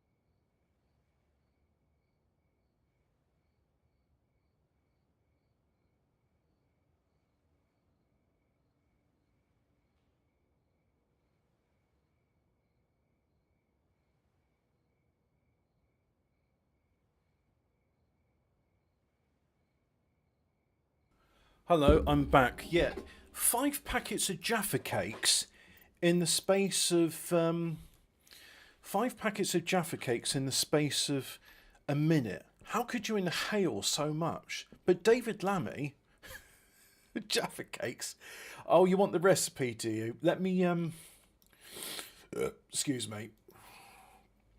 I occasionally I have to sort of AFK because I'm being asked to drive myself and my uncle to the death registrar for my grandmother, which is not something I remember doing with my grandfather. But back when my grandfather did it, it was all on the phone. So we're going to call this David Lammy Jaffa Cakes. Alright, so I'll save that. And then if I copy, so I've mixed link copied. Right, so if I go to my stream, surprisingly enough, I can't subscribe to myself. So when I go to subscriptions and look for what's got live, it doesn't actually show me. So if I go to studio, is that it? And then if I go content, live, there we go, schedule 1 rerolling live, and just waiting for things to load. Come on, give us the video link. There we are. And then, right, so here we go, blink clips. There's the schedule 1 calculator, and that will show you all of the ingredients you need to make this David Lammy's Jaffa cakes. How can you inhale 5 packets of? Let me just look at something, right?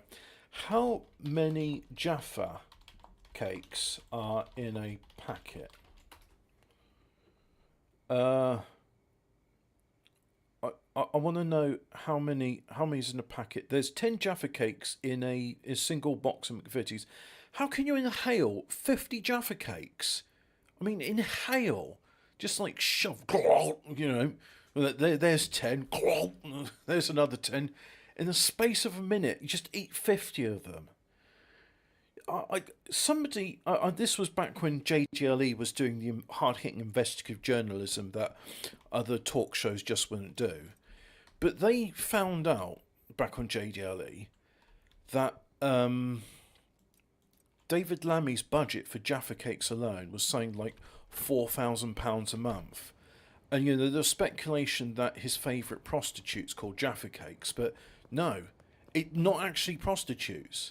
No, it literally is like, here's the invoice from McVitie's, £4,000 a month on Jaffa cakes. And he's not going around community centres in Brixton giving out like Jaffa cakes to people as goodwill gestures, because I thought that maybe that's what's going on.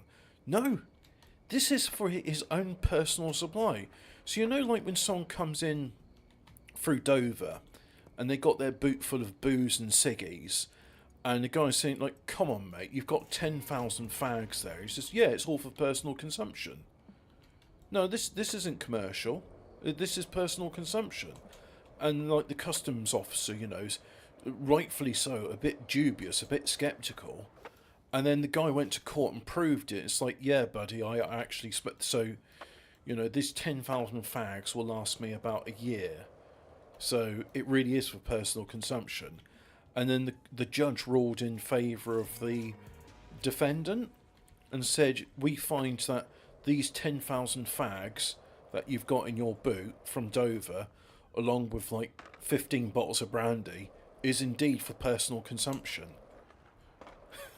So David Lammy, every month, every single month, David Lammy, he gets through £4,000 worth of Jaffa cakes.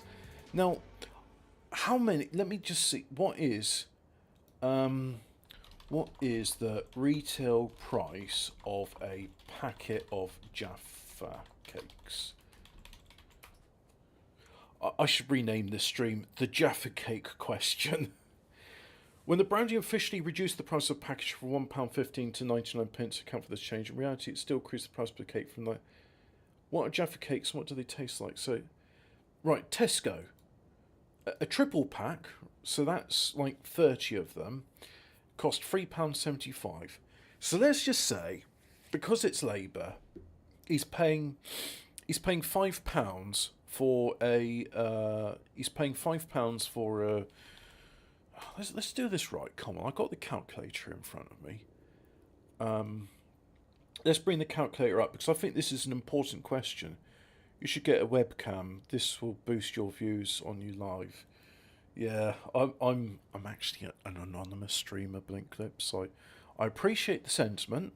My cousin, he likes to do the face fagging, but I myself, I'm content to remain merely anonymous.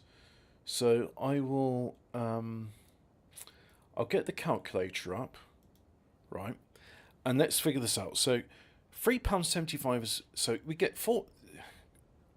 My numlock is off. 4,000. Why is this not working? 4,000. Numlock on. 4,000, right? Divide that by £3.75. So let's just say, if he's retail, I think it's probably going to cost like £4 for a triple pack. So he's getting 1,000 triple packs. So 1,000 triple packs times 3 is 3,000. So that's 3,000 packs times 10. So David Lammy, in a month, and this isn't his exclusive diet, by the way. He's not like some species of fruit fly which can only subsist on apples or something. No, David Lammy consumes 30,000 Jaffa cakes in a month. How is it possible? How do you eat 30,000 Jaffa cakes in a month? Because that's how much he's spending on it. The guy is consuming, like, hang on, let's bring the calculator back. I'm going to look up the, right, so this is our reference number, right, 30,000. So if I divide that by 30, in a day he eats 1,000 Jaffa cakes in a day. Right, now, what's the nutrition information? Nutrition information Jaffa cakes. How much nutrition do you get from 1,000 Jaffa cakes? No, not nutrition facts. That's American. I want you nutrition information.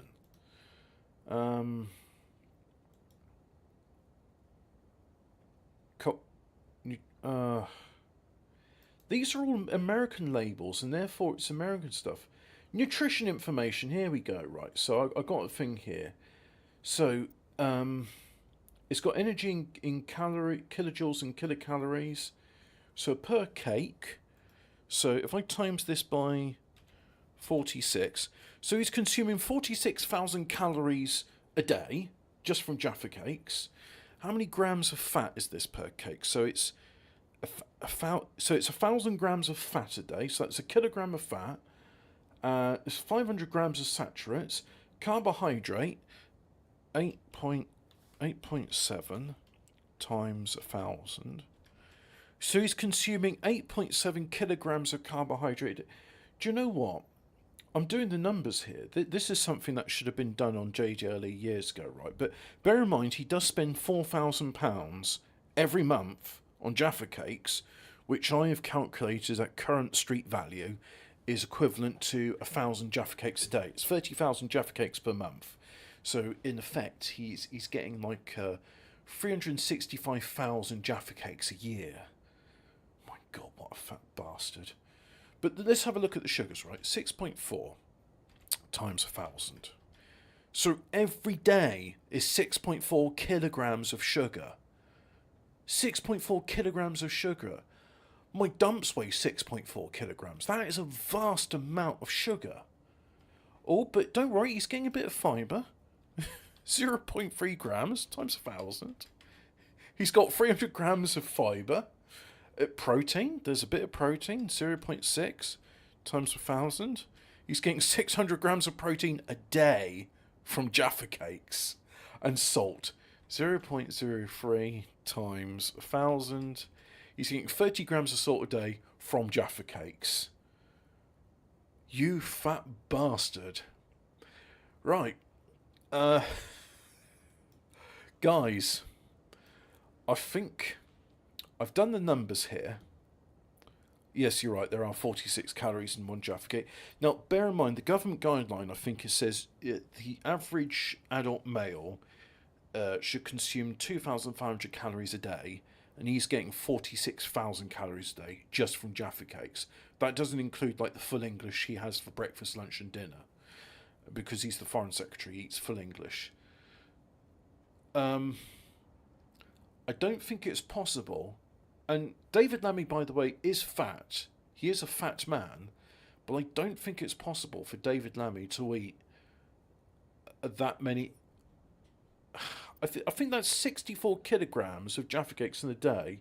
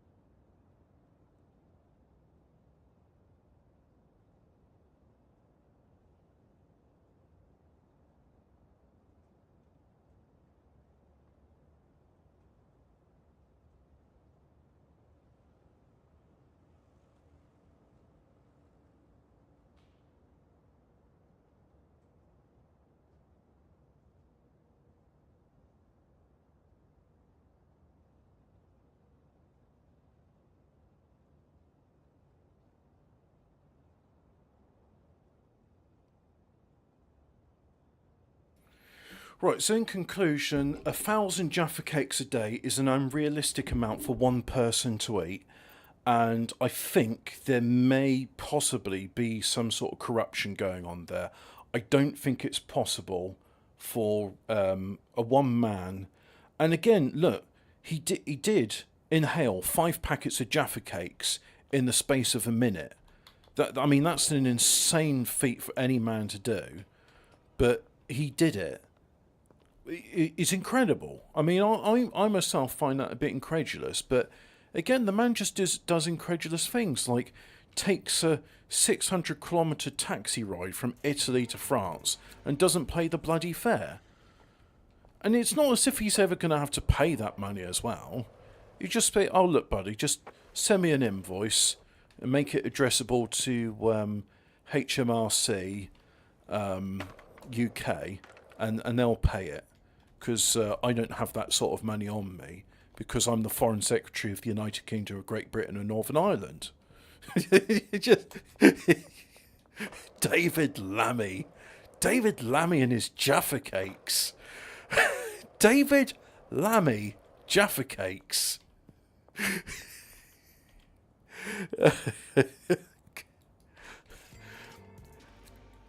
£4,000 a month on Jaffa Cakes. It's not right. And this was a real figure, right? Because like occasionally, oh, you don't like it, it's not up to your high standards. Well, I'm very sorry, sir. Why don't you write me a review on Yelp.com, Mr. The Deal's Off? And why don't you try our new product fresh in the stocks? It's called David Lammy's Jaffa Cakes. You can eat 1,000 of those a day. David Lammy's Jaffa Cakes. What are you talking about, slapping a bird's ass? Eggplant chokra. What is chokra? That sounds like some foreign muck.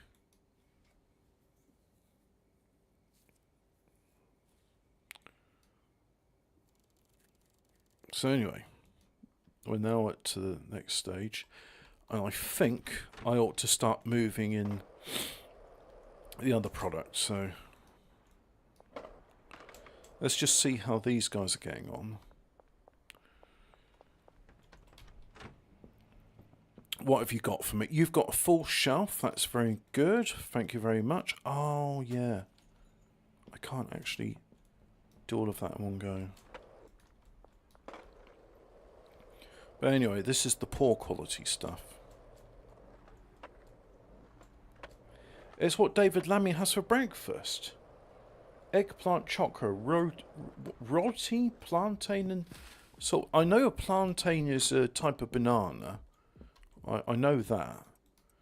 Because I keep conversant on, you know, the foreign foods around the world, and plantain is it a savoury type of banana? I've never had it myself, but I'm told that people don't eat it raw like bananas, but they fry it up, and it's not as sweet. So, a bland banana that you fry, sorry, it just doesn't sound that appealing to me. Anyway, what do you want? You want some David Lammy Jaffa cakes. You'll pay 200. Yeah. 200, well, that's, you know, £4,000 a month on Jaffa cakes. Now, look, I could be wrong, right? I don't think he's getting, like, Asda Smart Price Jaffa cakes. But if he's getting real deal, genuine McVitie's Jaffa cakes, that does equate to 30,000 a month. I mean, in February, that means he's eating more than 1,000 a day. But the average spend was like £4,000 a day on this stuff.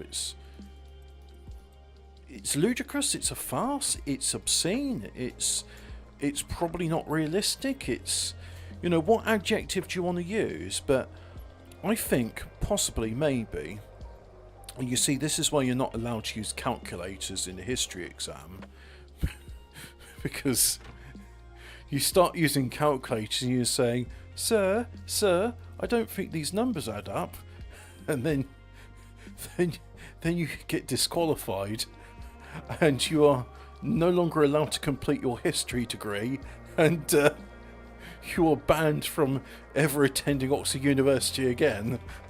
It's like, why are you taking a calculator into a history exam?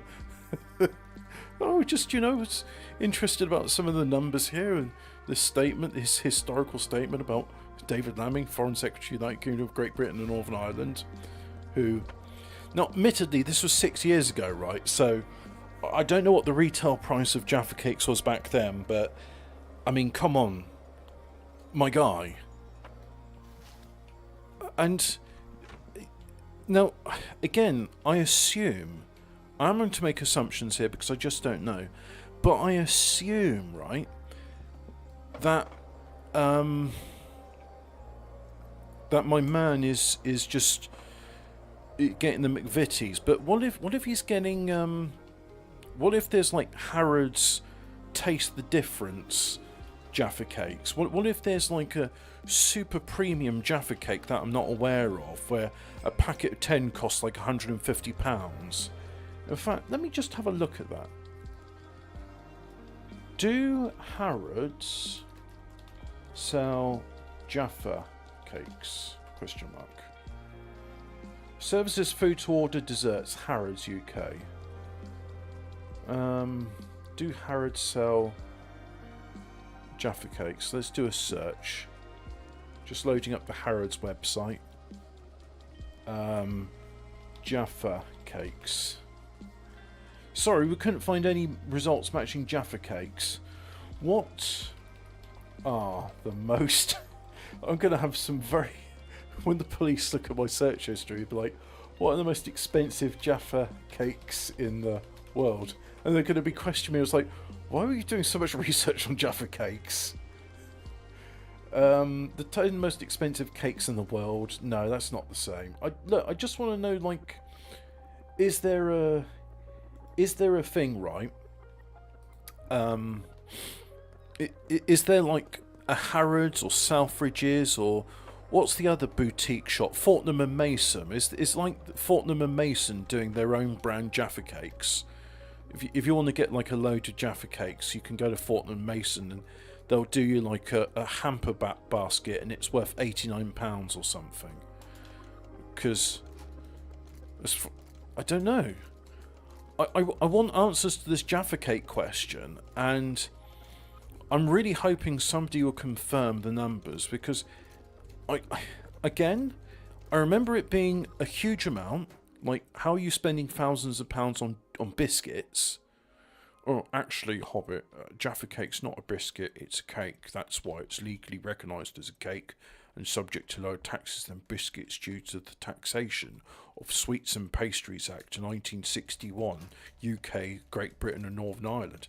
Okay, yeah, so how is it that you're spending thousands of pounds on sweeties every month? And it's not like code for something else. It's like genuinely like, no, David Lammy's not hiring prostitutes. He's not doing cocaine. It literally is what it says on the biscuit tin. He's just buying vast quantities of Jaffa cakes. Jaffa cakes. Hang on.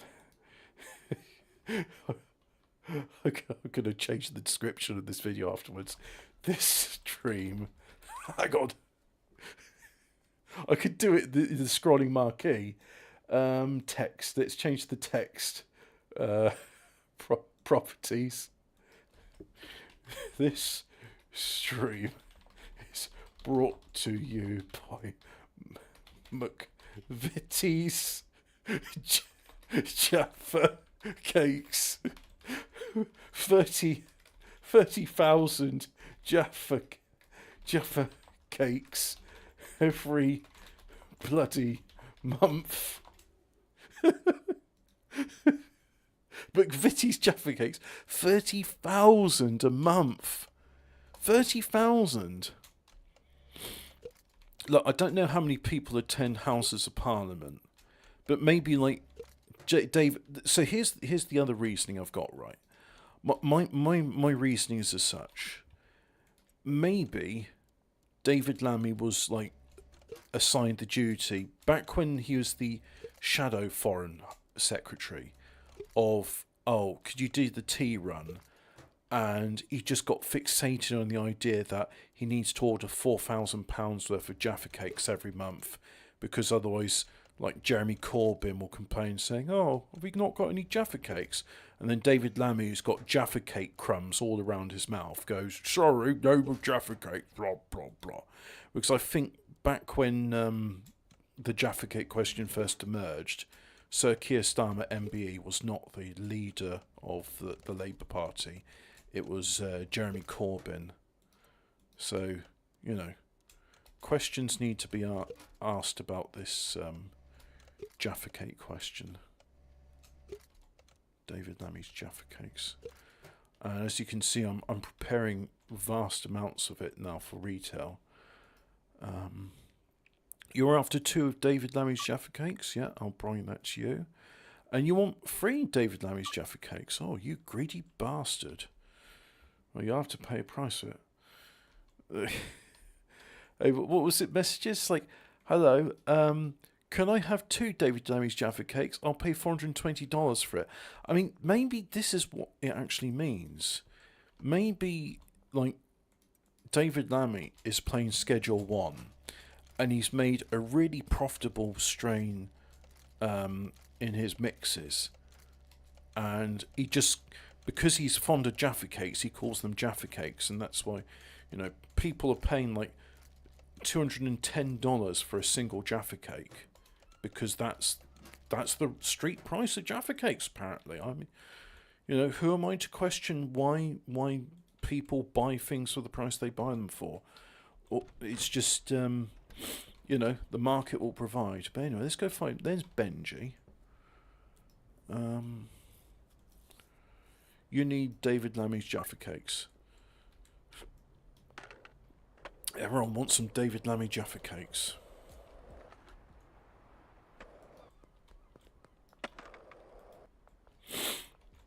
So where's Benji? He's up there. Let's head him off at the pass. Right, so you still got your Og Kush, that's fine. But you can have some of this as now. And I'll have some money. There we go. David Lammy's Jaffa Cakes. David Lammy's Jaffa Cakes.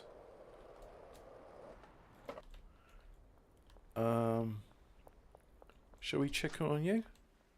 Oh, you have been a busy bee, haven't you? Good man. Oh, you're whilst you busy yourself there. And you want the Now, I'm thinking the next mix I ought to do. Let's find Benji.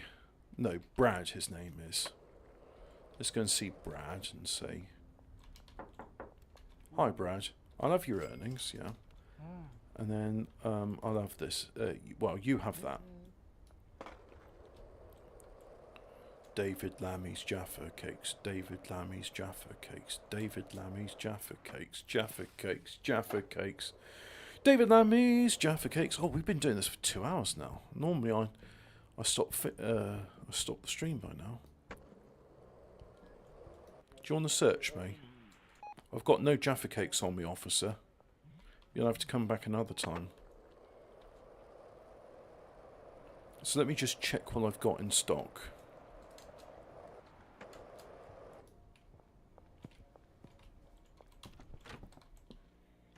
So I've got plenty of this, yeah.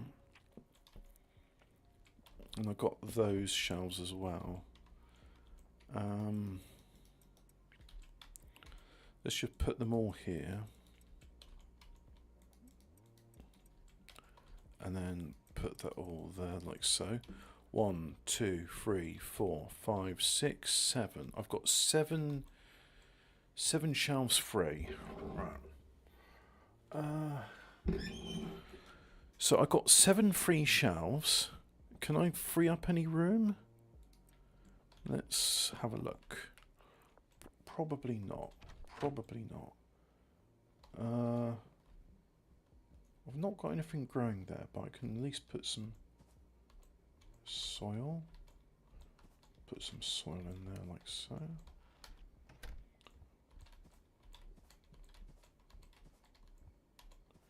There we go, there's soil. And then if I go here, do we have... No, there's no seed pods. That's just bits of puff.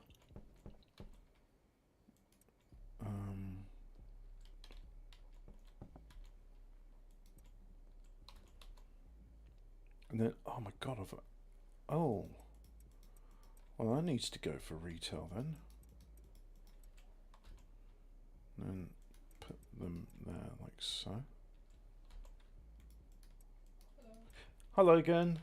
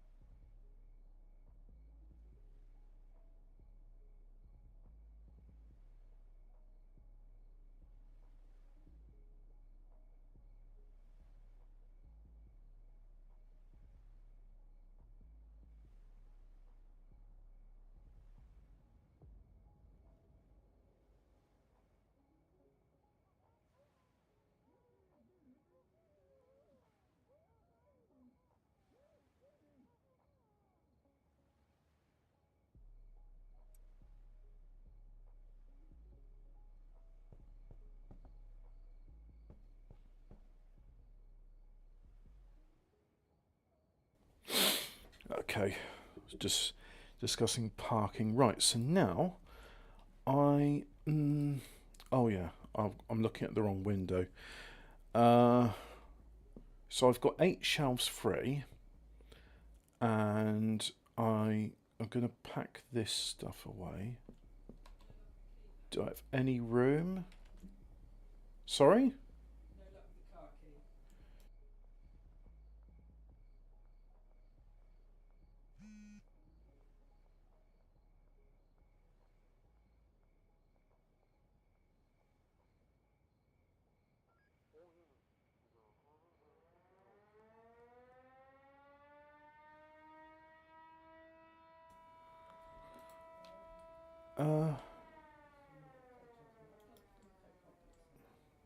With any luck, it'll be in your coat pocket.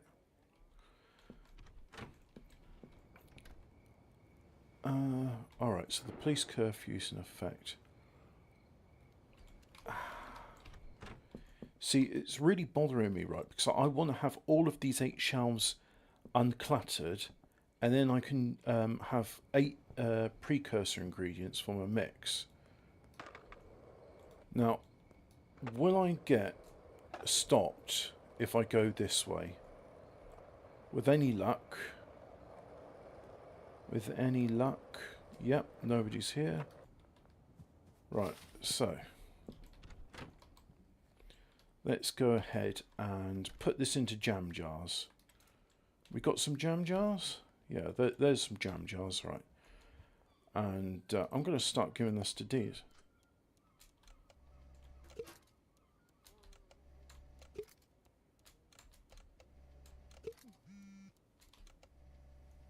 Right, and some more.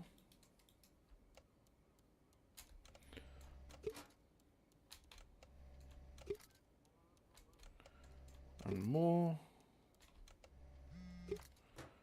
And there's people trying to ask me for stuff, but look, I'm busy on putting 5 crystals into a jam jar to be sold into those Glastonbury hippie shops where you got sage and beeswax candles and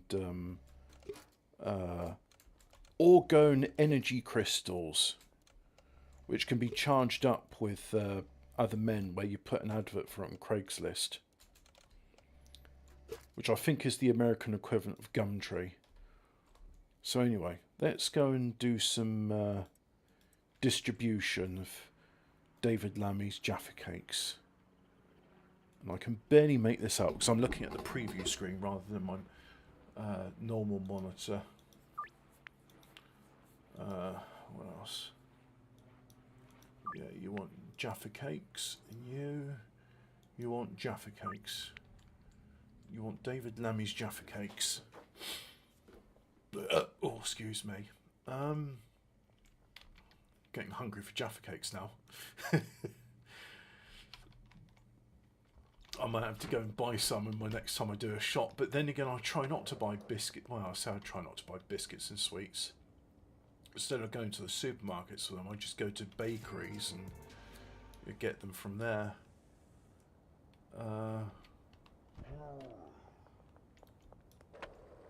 Yeah, all my stuff turns you into a zombie. Rawr. Be a zombie. Right, so turn the monitor back on, and let's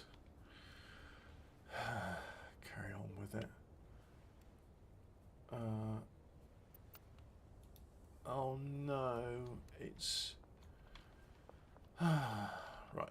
Oh look, I'm at this place, aren't I? Right, so save the game there. Switch off. No, switch that on. Alright, just barge through me then, Mr. Chemistry Man.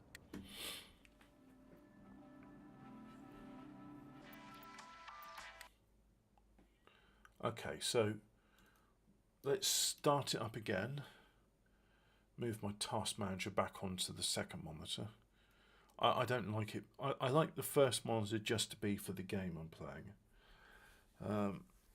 But yeah, David Lammy's Jaffa Cakes.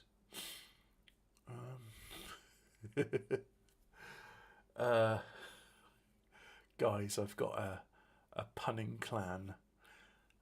Just waiting for the game to launch, and it's going to complain saying, "Oh, I can't connect to the Steam cloud because stupid VPN messes everything up." Even when I say to the VPN, "Don't allow Steam for your stuff." So we'll just carry on. And God, it's miserable out there. I thought they were going to end with this chemtrailing. I guess they started up again. They must have been on holiday for something, like early May holiday. Just like said to all the chemtrail pilots, like, yeah, you know, go to Mallorca or somewhere. Right, so there you go. And then we'll go to the next one.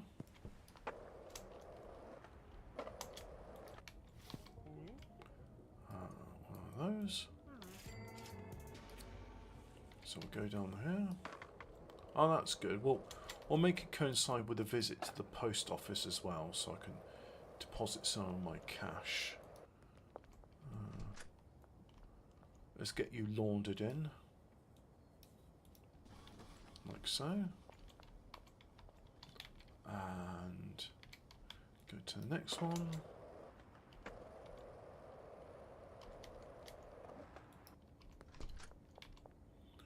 And launder. Now, we got somebody who's just behind over there. Can't get to him through that way. There you are. You want super meth? Right, there you are. Oh, you don't like it because it's substandard quality? Well, tough titty.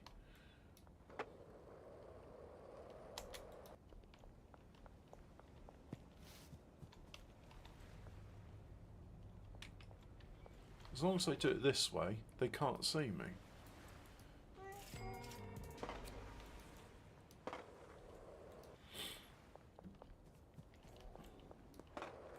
Go into the laundrette.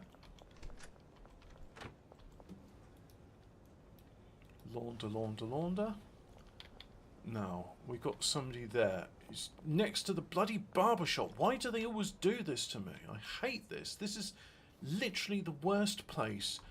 All of it's like, hey, can we do a deal right in front of the only place the police ever, like, station anybody ever? Yeah, sure. Let's do it then. You just go there, lady.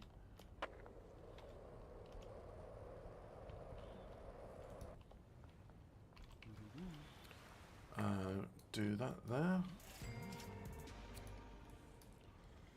And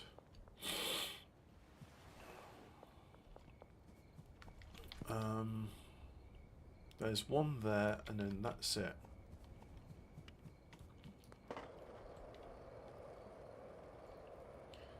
So we'll go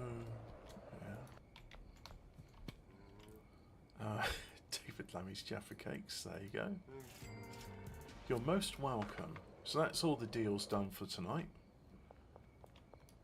And one customer wasn't too happy, but you know, I think he was just being a bit what's the word I'm looking for? A bit too sniffy about things, if you know what I mean.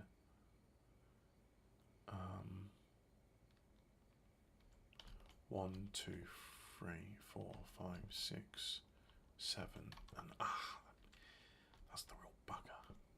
Oh yeah, but if I take that out, then I have all these other shelves free. Okay, let's do that then. We can do more of that, can't we? Yes, let's. Right, so,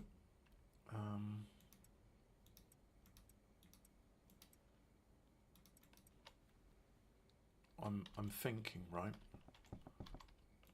Thinking takes me a while to do, so bear with me, right? But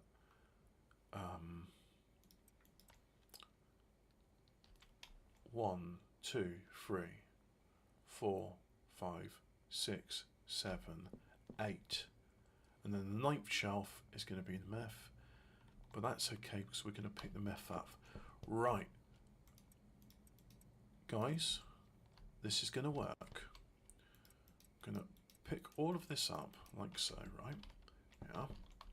And then we'll put this in here. I know this is all the poor quality stuff, but we got to use up all the suede, all the low quality suede, and then we will go on to the next stuff. Now, as I have access to higher quality ingredients, if I go to the Schedule 1 calculator, and profit maximizer. It's for crystals of MIF, reset all, and 8 steps, and rank I think is yeah, I've got essence of horse, that's right. Yeah, so I've got everything available to me. We don't want any side effects, so just 8 steps, highest profits mix. And this is worth 302, yeah, so this will be the new stuff. Right, so we are going to need the following.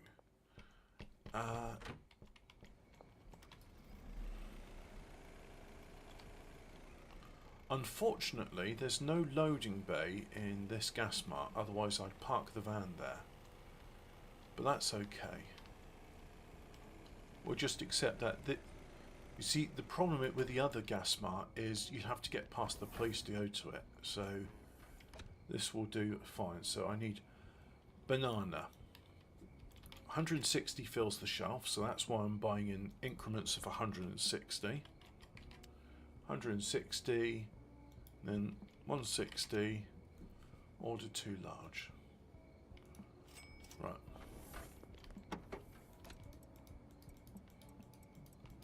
So I'll do that, then pick up all of these like so, pick those up like so. Now go to the trunk, because that's their name for the boot. So do that there, and then what comes after this? It's paracetamol. 160 of those, and then petrol. 160 there of those. Purchase that. Yep.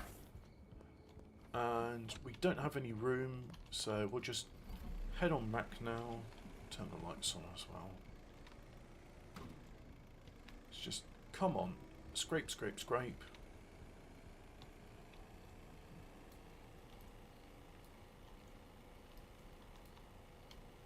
There we are. Now, paracetamol is ingredient free. So, 1, 2, 3, there we go. And we'll go to the boot, and this is ingredient 2, like so. Go here, do do do do do do do do do do, then do do do do do, like so, and then ba ba ba ba ba ba ba ba. Right, let's go and get some more ingredients.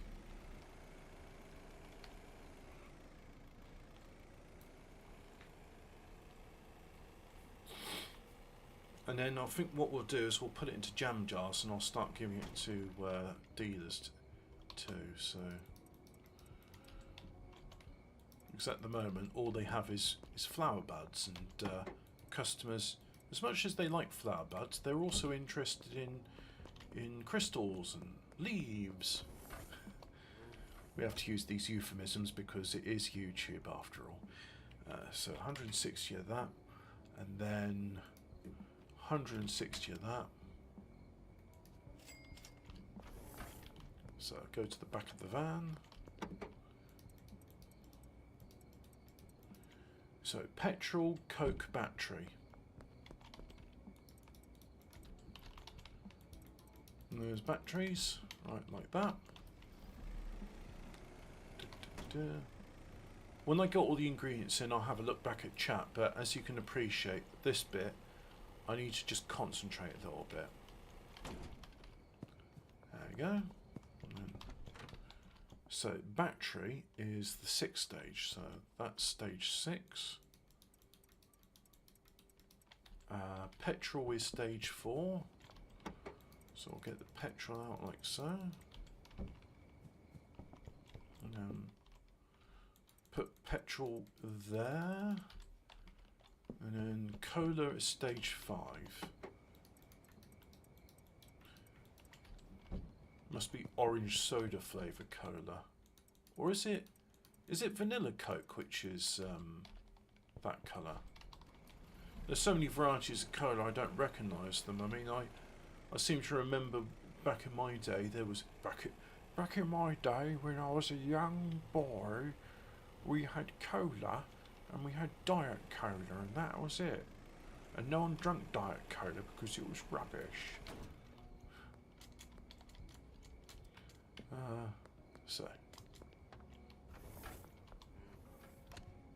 So we next bit is 160 units of Essence of Horse, because I can't say that name, and then the Mega Bean 160 off. Right, purchase. So I'll put this here like so. Now pick up all these. Beep, beep, beep, beep, beep, beep, boo. And away we go. Right.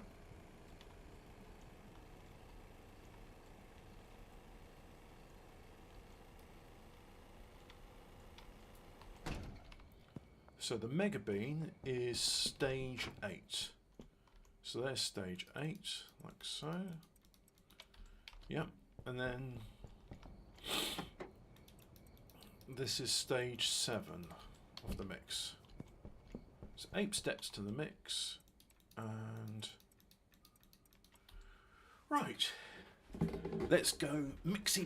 And I think whilst I do mixy, I'm going to have somebody else talking for me, because it's a bit. He looks like he could look through a telescope with both eyes at the same time. David Lammy's eyes close together. Does he just have that massive chubby face? Yeah. Certainly does, doesn't he? What we got? Mexico maids. Rename it Gulf of Mexico. Mexico sues Google over Gulf of America name change. Yeah, that'll do. It's always been called the Gulf of America. I don't know what you're talking about. Mexico is suing Google for ignoring repeated requests. Who wants to listen to Mexico? Not Hey to ho, the Gulf of Mexico, don't blame the Gulf of Mexico. America for US users on its map That's a good service. prefab sprout song, by the way. Said. The Mexican president did not say where the lawsuit had been filed. Google did not respond to the BBC's request for comment. On Thursday, the Republican-led House of Representatives voted to officially rename the Gulf for federal agencies.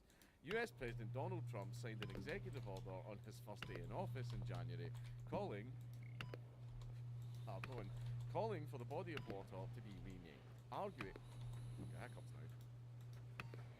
the change was justified because the US do most of the work there, petrol, and it's ours. Coke, Like, battery, I'll save it for the end. Bugger it. beans. However, Sheinbaum's government contends that Trump's order Sheinbaum? applies only to the US portion of the continental shelf. All we want is for the decree issued by the US government to be complied with, she said, asserting that the US lacks the authority to rename the entire Gulf. I think you'll find they do. This is America, bitch. See when you've got 80 million billion nukes and hundreds of tanks and thousands of guys all saying hoorah. Yeah, then you get listening to like, Dankler talking about the lose Gulf of fights Mexico with your thing. own drug gangs, your own criminal I'll see if I can cartels, find any bullies news you in about David gunfights. Lammy as well, because Shut that up. sounds interesting. Oh, please. Oh, what are you going to do about it, Pablo? You going to jump over our fence? Ooh, theory. Sheinbaum wrote a letter to Google. What are you going to do, invade America? You already are. Sheinbaum wrote a letter to Google in January asking the firm to reconsider its decision to rename the Gulf of Mexico for US users. The following month, she threatened legal action. At the time, Google said it made the change. Oh, it's all right. Don't worry, America. You can just buy out the judge. You'll be fine. They do that all the time in Mexico. Sheinbaum wrote a letter to Google in January asking the firm to reconsider its decision to rename the Gulf of Mexico for US users. The following month, she threatened legal action. At the time, Google Why? said it made the change as What's part in of it for the Mexico? practice of following name Rename it changes Gulf of mandated America. by official There's no problem with that. Except the Gulf, which is bordered by the US, Cuba, and Mexico, would not be changed for people using the app in Mexico, and users elsewhere in the world will still label Gulf of Mexico (Gulf of America). The Associated Press news agency's refusal to use the Gulf of America name led to a months-long conflict with the White House, which restricted AP's access to certain events. A federal judge ordered the I White find House it and interesting Google to that stop Dankler is using a stereo microphone for his voice, Whereas, as you can hear with mine, I use mono because you don't need a directional Pacific's just the American mic Ocean. America, yeah, for- we're one side for of the voice. planet now. Oh, say, can you see like that? Yeah. Just call the Pacific the American Ocean. Who's going to complain? Hawaii's in the middle of it, so you know. Gulf they America as technically well, get a because it's claim. not even North America, it's South Who's gonna America too. complain? New Yeah, Zealand? it's called the Americas. Is New It's not Zealand called the gonna complain about Mexicos. it? What are they going to do? Name it Lord of the Rings. That's it. No, I don't want to sound, you know, unappreciative. Thank you very, very, very much for Lord of the Rings, but you took down the Eagles in the airport, so you know you're gay now. But still, during an upcoming visit to Saudi Arabia, he plans to announce that the US will henceforth refer to the Persian Gulf as the Arabian Gulf, or the Gulf of Arabia, AP reported. Supposedly. Iranian Foreign Minister Abbas Araghchi has responded by saying he hopes the absurd rumours are no more than a disinformation campaign, and that such a move will bring the wrath of all Iranians. Oh God, my nose. Ah, Shoot down one of your own bloody planes again. oh God. Ooh, scary. Anyway, Uh, well, as far as I'm concerned, oh, I haven't got any snot rags on me either. Oh God. there's not a thing Mexico can do about it. Fill up. Suicide Squad is what they're gonna call the 4 people that buy this game. The devs.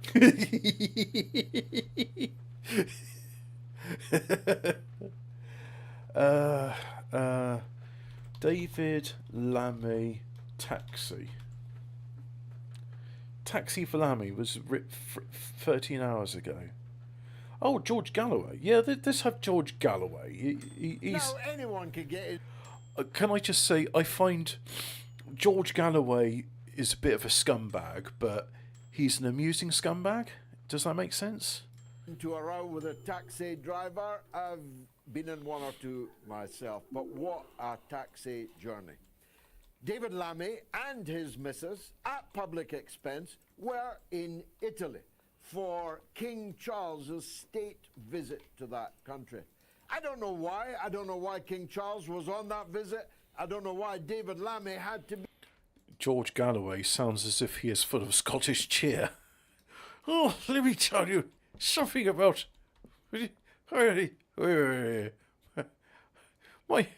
my actual maiden name is Campbell. There.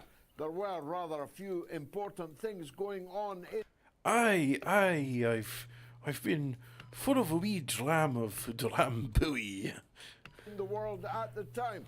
But leave that to one side. Why David Lammy had to take a taxi from Italy to a ski resort in France is a very great mystery, and an even bigger mystery is who was going to pay for it, or whether it was paid for at all. The taxi driver is suing the British Foreign Secretary for more than £600 in an unpaid taxi bill.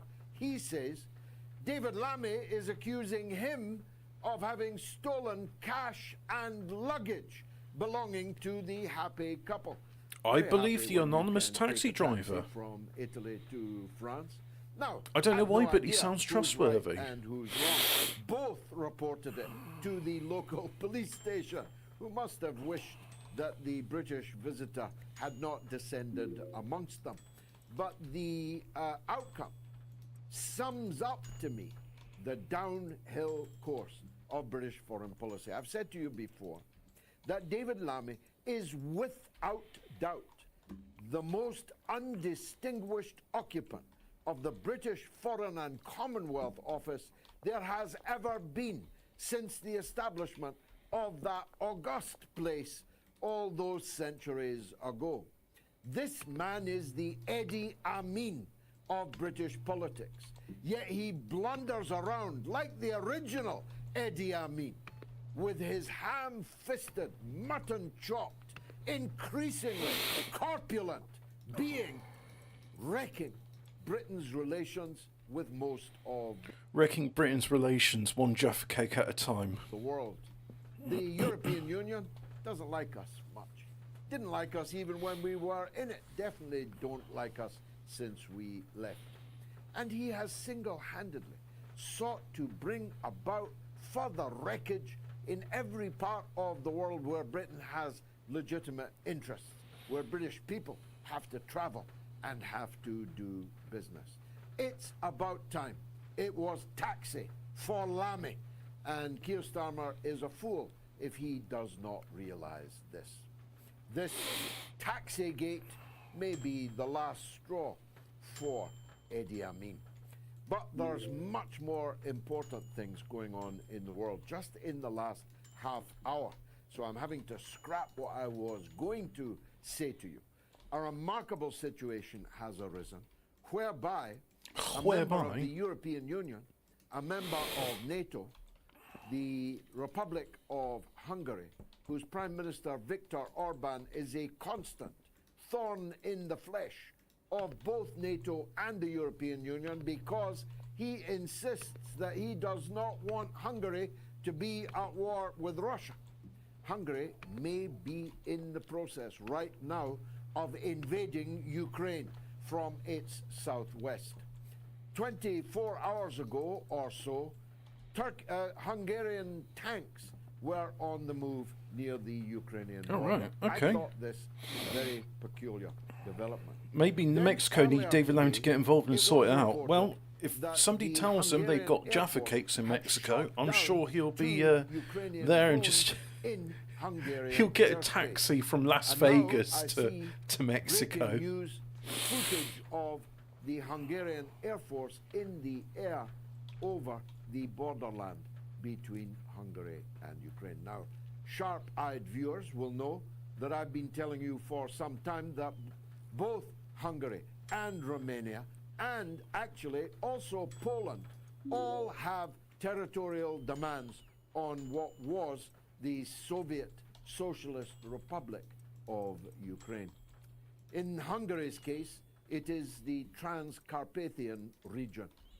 There, the people speak Hungarian. They are actually Hungarian people, but they have been trapped inside the Ukrainian Soviet Socialist Republic since the end of the Second World War, and Hungary wants the territory back. And I guess Viktor Orban, in for a penny, in for a pound, is seizing the opportunity In for a cent, in of for a Ukraine euro. playing funny games with Hungary's sovereignty to strike back and to strike a blow for his compatriots in the Transcarpathian region.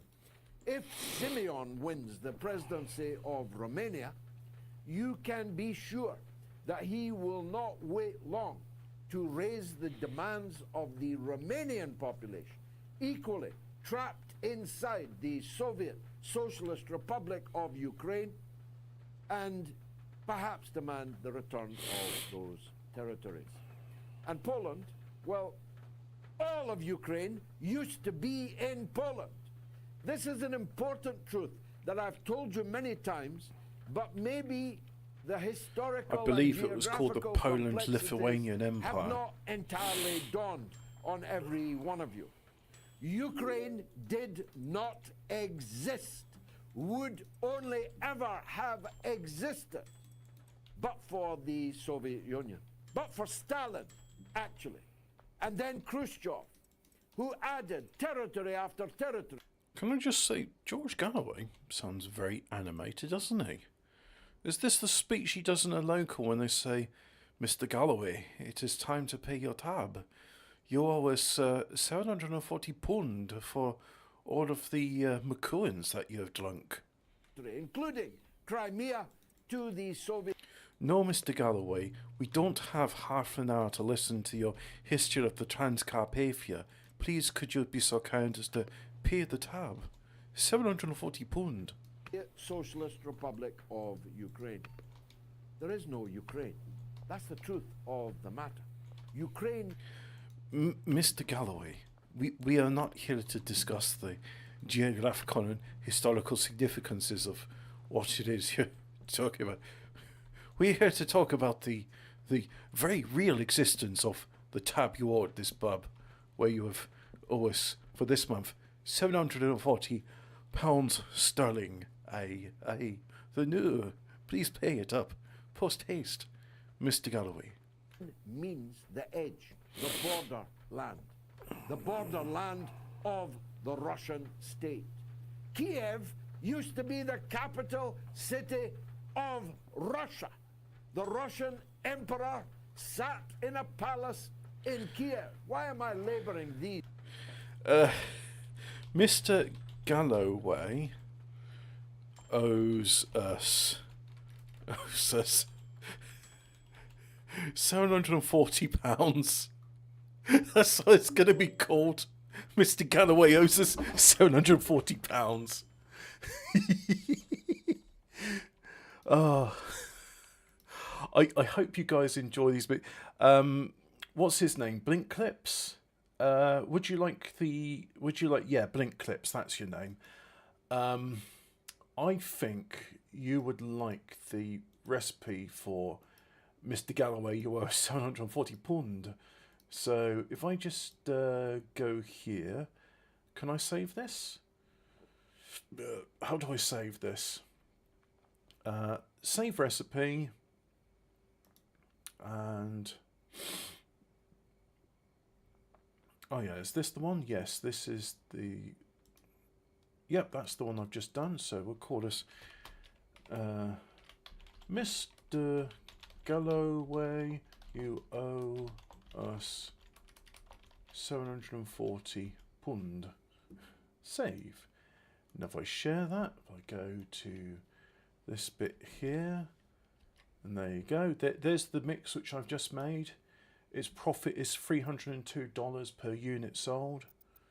So carry on. These apparently obscure historical points. Well, you've been led to believe that Ukraine is an historic and concise, contiguous piece of territory that has forever been Ukraine, that forever speaks Ukrainian, but it doesn't.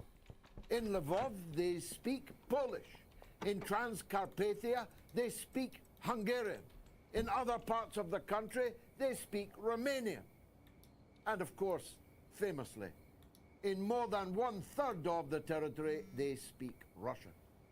It was the Bolsheviks that created Ukraine, and yet it is the new Bolsheviks in the Kremlin, as the West like to describe them, that are taking the rap, the blame for the current. Oh yeah, mess. I'll delist Brings that me product. to Istanbul, where actually I could have been today, but I'm not, because I simply have to get home to see my children. But if I had been See in the wee Istanbul bairn. today, The I bairn. would See not the be wee expecting bairns. President Aye. Vladimir Putin to arrive. There never was any declaration that President Putin would go to Istanbul. Instead, he sent two of his most senior men, including his most senior man, Sergei Lavrov, the doyen of foreign ministers, the greatest foreign minister on the planet, is there in Istanbul, ready to conduct negotiations with Zelensky or anyone else that Zelensky deputizes, delegates the right to negotiate to. Now, Zelensky is lying when he tells you that only he can negotiate on behalf of Ukraine. But insofar as there's any question about that, that's because Zelensky himself passed a law making it illegal for any Ukrainian official to negotiate with Russia. He says that he is exempt from that law, but in truth, he is not. So either nobody in Ukraine is entitled to negotiate with the Russians, or anybody in Ukraine is entitled to negotiate with the Russians.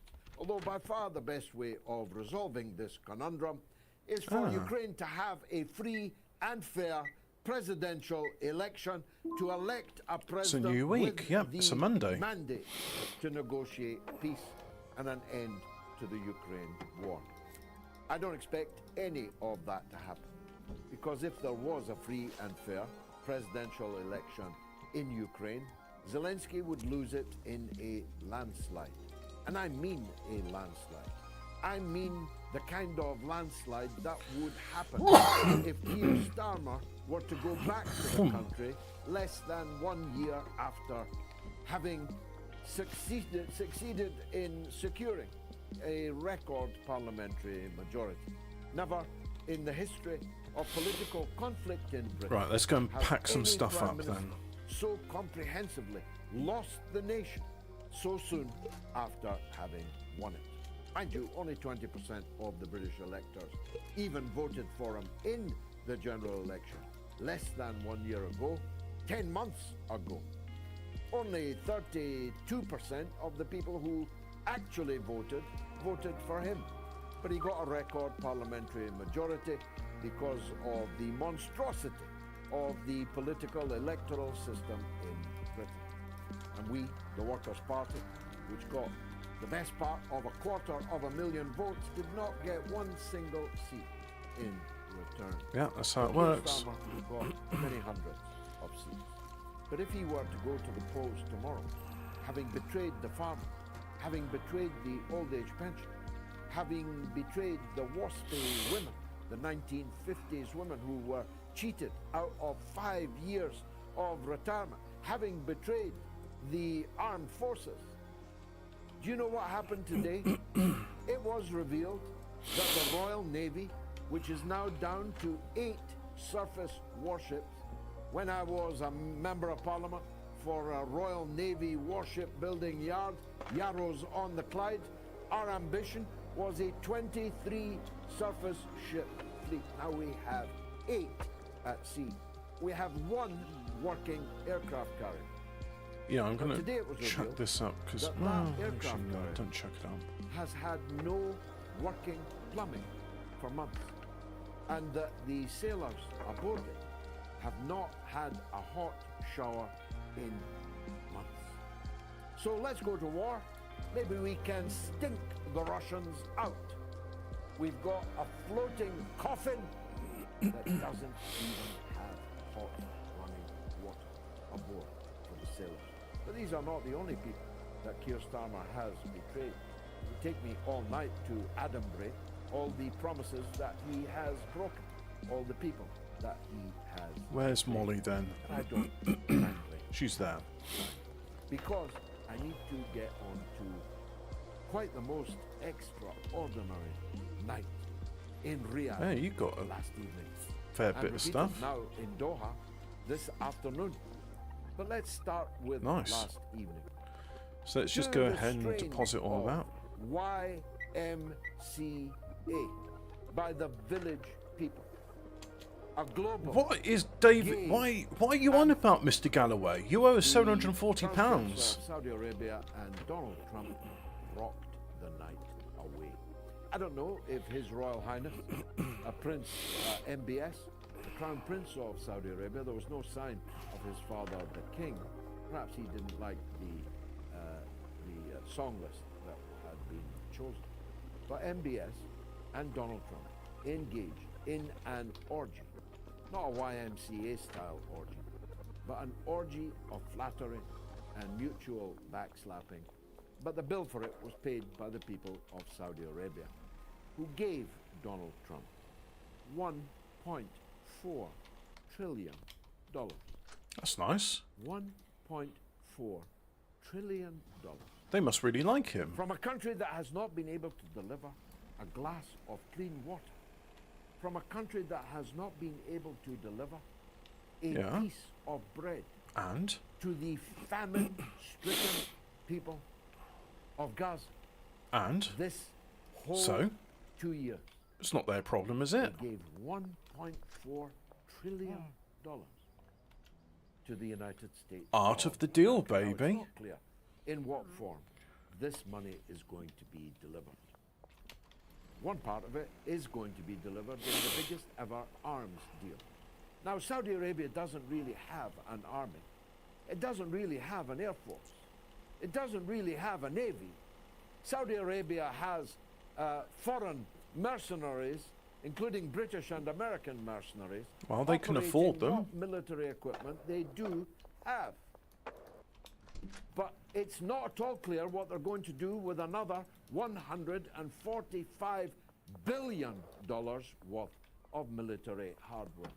Sell This it. is not really military spending. This is protection money. This is the kind of money you pony up for Tony Soprano. In exchange for him not Hey, wrecking Tony your joint. Soprano. In exchange for him not allowing anybody else to wreck your joint. It's a protection racket. No more, no less.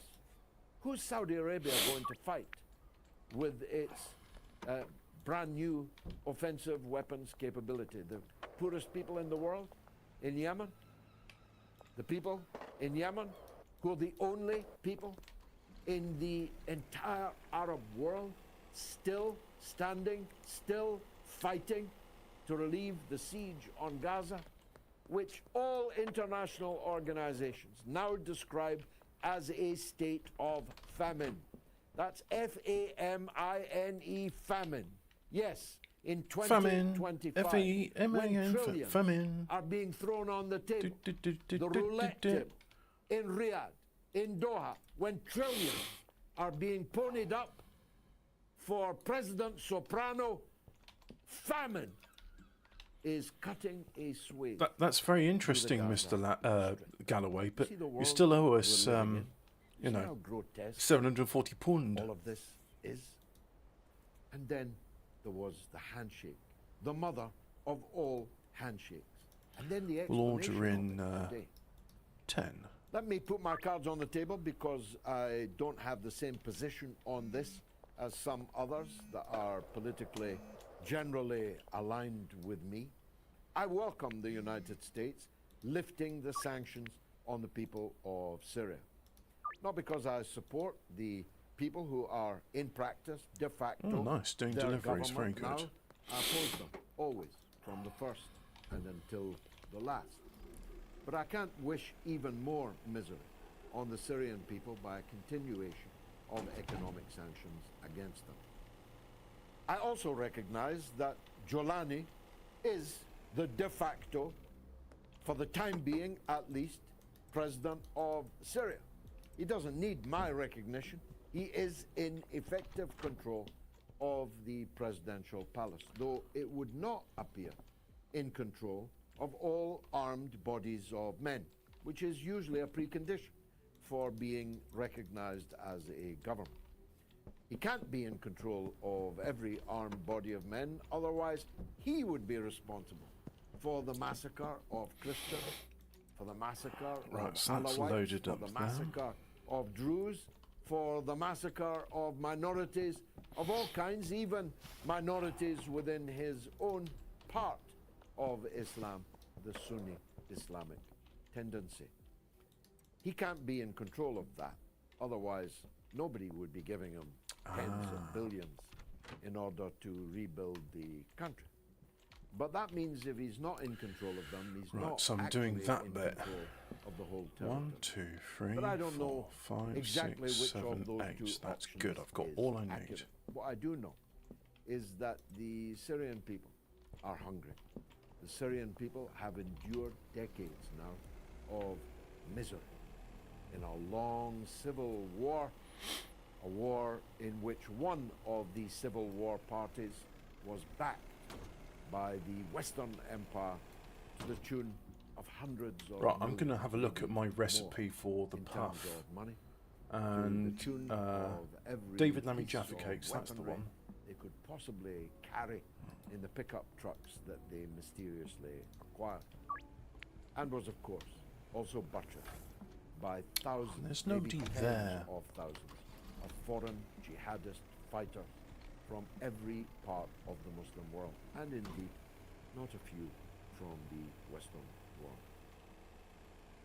I recognize that Jolani is in control. I recognize that the Syrian people need relief from sanctions. I recognize, therefore, that Western governments are going to, one after the other, meet with and shake hands with Jolani. What I found impossible to accept was Donald Trump's explanation on board Air Force One. It'll soon be Air Force Two because the Qataris have given him the world's biggest and best aircraft to be the new Air Force One. It's not an Come Airbus back to A380, them. so you're wrong there, Mr. Galloway. Donald Trump, when asked how his meeting with Jolani had gone, said this. He's a young man, a very attractive young man. A man with a strong past. A very strong past. If I tell you that 20 years ago, to the day, this day, 20 years ago, Giuliani was carted off to an I don't have American enough. prison as the deputy leader of Al-Qaeda. You know, the Al-Qaeda that brought down the Twin Towers in the United States, or at least that's the official story. The Al-Qaeda that cut people's throats on camera, including American citizens, including British citizens, including citizens from most countries in the Western world. The Al-Qaeda Can you do a search? cut open people's chests and ate their hearts. Wow. The Al-Qaeda that crucified people. That Al-Qaeda. The Al-Qaeda that spawned ISIS. Who was the deputy leader of ISIS? No less than this very attractive, very strong, tough. Mr. Galloway, your speech is very impassioned, and we can feel it's from the heart. But until you pay your tab of £740, we're going to have to politely ask you to leave our pub and come back when you pay. When you're ready to pay, please come back, Mr. Galloway. But until then, you owe us £740, and we'd really like that money, Mr. Galloway. Right, the pawn shop wall. Okay. So I'm done with you, Mr. Galloway. What you're saying is no interest to me. Oh, Binfire Britain. That'll do. The NHS has decided, in its infinite wisdom, to provide treatment for nursery-age toddlers who believe they're transgender, because toddlers may not have mastered the art of walking or got to grips with using a toilet. They may be struggling to string a sentence together. But hey, if they're exhibiting gender dysphoria, let's get them down the trans clinic and get them started on their transitioning journey. All quite rightly at taxpayers' expense. I mean, you can't get an appointment with your GP and there's a 6-hour wait at A&E, but luckily there's always resources and money for psychopaths who want to start transing your kids. Meanwhile, UK jails... YouTube. I disavow the previous statements made by Andrew Lawrence, who currently is on tour throughout the UK and can be seen in a number of venues. For more information, search Andrew Lawrence Tour Dates 2025. So yeah, I disavow the above statements by Andrew Lawrence. There we go. Who's on tour at the moment, and you can see him in a number of places. Andrew Lawrence live. Andrew Lawrence. are filling up again, and our wonderful Labour government have decided the best way to ease the system is to release sex offenders early. Anyone who published fruity posts on Facebook after the Southport atrocity, however, will serve their full sentence. Another shining example of Keir Starmer's assertion that Britain has a proud history of free speech. I mean, a retired police officer in Gillingham who posted on social media warning about anti-Semitism had his home raided by 6 police officers who handcuffed him and rifled through his bookshelves, murmuring about very Brexity things. But not to worry about that, it's a very liberal democracy we're all living in. No sinister state censorship at all. You can say what you like, can't you? Nothing to be frightened of whatsoever. Earlier in the week, our ever-popular Prime Minister, Keir Starmer, was the target of 3 arson attacks on 2 properties and a car connected with him. Clearly he's annoyed someone, which is baffling really when you consider what a fantastic job he's doing. He's hammered us with crippling taxes, failed to address the immigration crisis, spunked billions of pounds of our money on net zero cobblers, whilst our energy bills remain amongst the highest in the world. After all that splendid progress, who would have thought anyone would bear a grudge against him? Luckily, Starmer wasn't in either of the properties or the car at the time. As rumour has it, he was paying a late-night visit to Lord Ali. Who can say why? A man has been arrested on suspicion of the arson, but no details about the man have been reported in the media. So we can assume he's not a white British Reform voter, obviously. Otherwise, his face No, would have been no, smashed fuck. across the front page of every newspaper. Dear God. The Greens have been dealt a terrible blow. The party have been being effectively...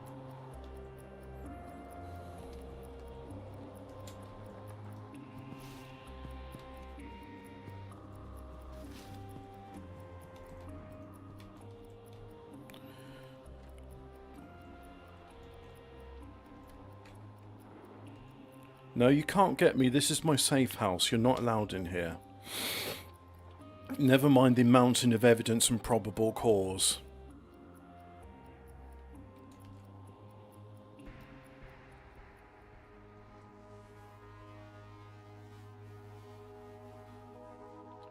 Oh, somebody else is talking about... Hi, welcome to another episode of Hot Takes. Today we're No, don't like you. You know what? Let's have a listen to him anyway. Let's have a listen to Hi, him. welcome to Galloway another episode of is Hot Takes. Today entertaining, there is a you're very right. Interesting story going on revolving around David Lammy. He's so diplomatic that he can go abroad and then get into a fight with an Italian taxi driver, claim the Italian taxi driver abused him. The taxi driver is saying that Lammy, failed to pay £600 or whatever it was, or £400 of a taxi fare, something like that. And then, then gets assaulted by Lammy. Who knows? It's all up in the air. Now, here's the thing. Who do you believe? Italian taxi driver or David Lammy? I'm going with the taxi driver.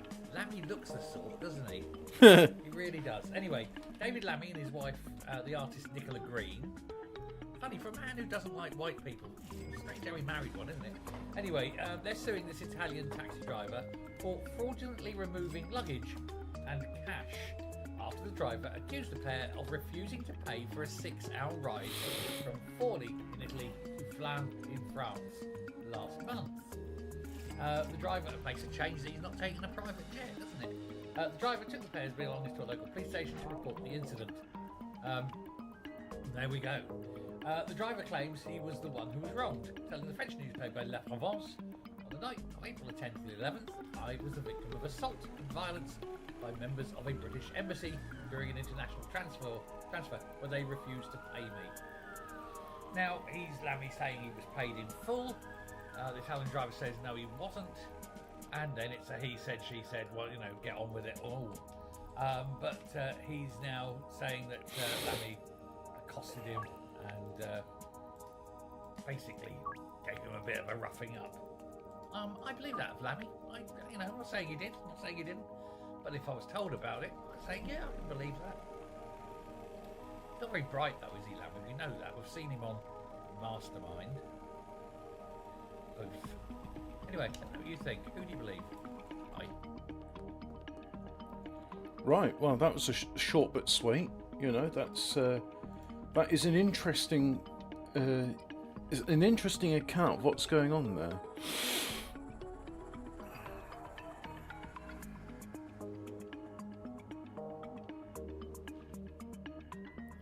What else have we got? Anything else interesting? Oh, that sounds interesting. Right, so just to explain, the video I'm listening to, somebody used an air duster on their graphics card, and now it's not working. Hello, Internet. Today we have another victim of neglect in for repair. I've never seen anyone shipping a GPU in for repair package so early. Inside of this box is all banged up because the GPU was tumbling inside freely with no protection from USPS workers. I was so shocked my cat walked in and couldn't believe his own eyes. In any case, this is a super duper 2080 from EVGA that, according to their owner, stopped working after getting a blowjob. To be more specific, card was blown with compressed air and now it's dead. Judging by the seal, No one opened it before, which is very promising.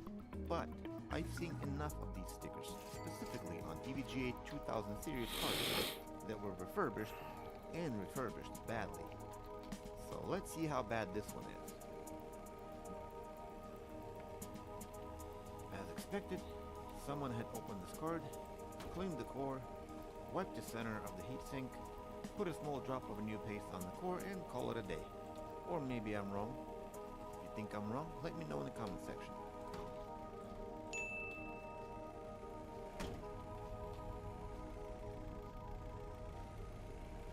In any case, let's see if we have any shorts anywhere. After finding no shorts and checking the data lines with the data line tester, that also helps to identify bad solder joints under the core, I powered on and I saw almost no power consumption. These three coils here should all be 12 volt, but one of them is not. All three have fuses and one of them is blown for some reason. Let's change that fuse and try again.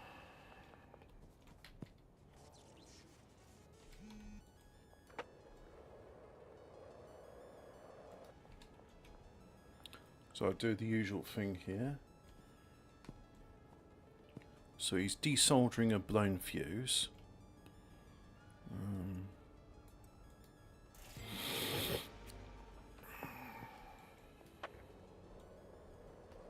Okay, we now get 1.2 amps. We have power on memory, which means we have power on the core as well. So let's check all the phases. Oh, you don't like it substandard quality. Understandable. Right. And as expected, I now every have a signal bit on of every money. power rail looks good and promising. So let's boot the card and see if we can run a memory test. Memory test has passed, and I thought to myself, this is going to be another one of those boring repairs, right? Believe me, it's not. So stick around. Well, believe him, it's not going to be Before I boring. assemble the card for stress testing and benchmarks, I have to remove this old garbage. But before I do that, let's measure it and see what pad thickness we're going to need. Looks like a 1mm should do.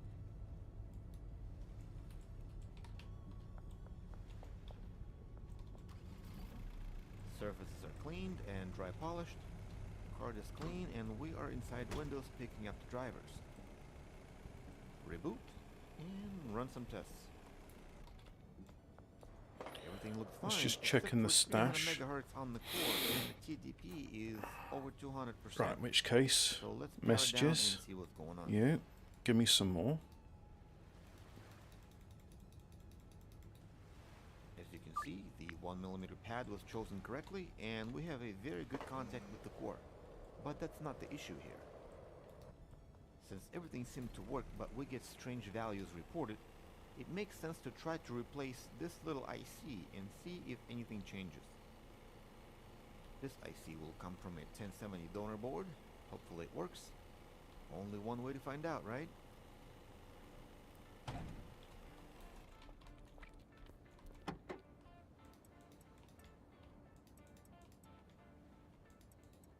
IC is replaced. Let's check the 12 volt rail since this IC is indirectly connected to it. And I see less than 500 ohms on a 12 volt rail coming from the slot, which is too low.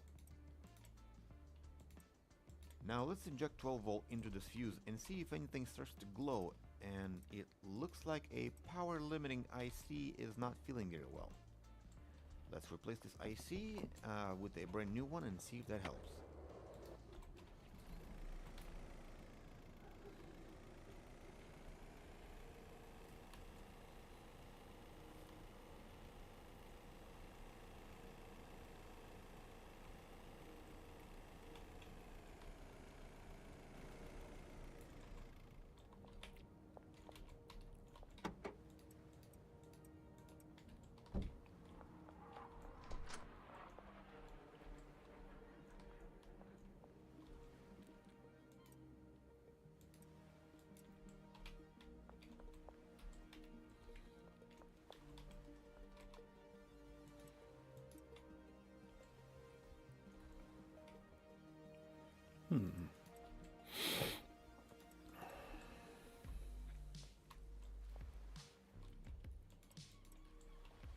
Let me think.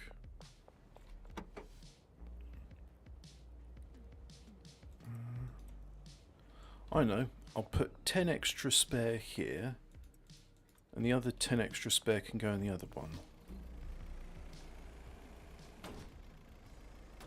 The IC is replaced. Let's check for resistances, and it is now several kilo ohms, just like the other two.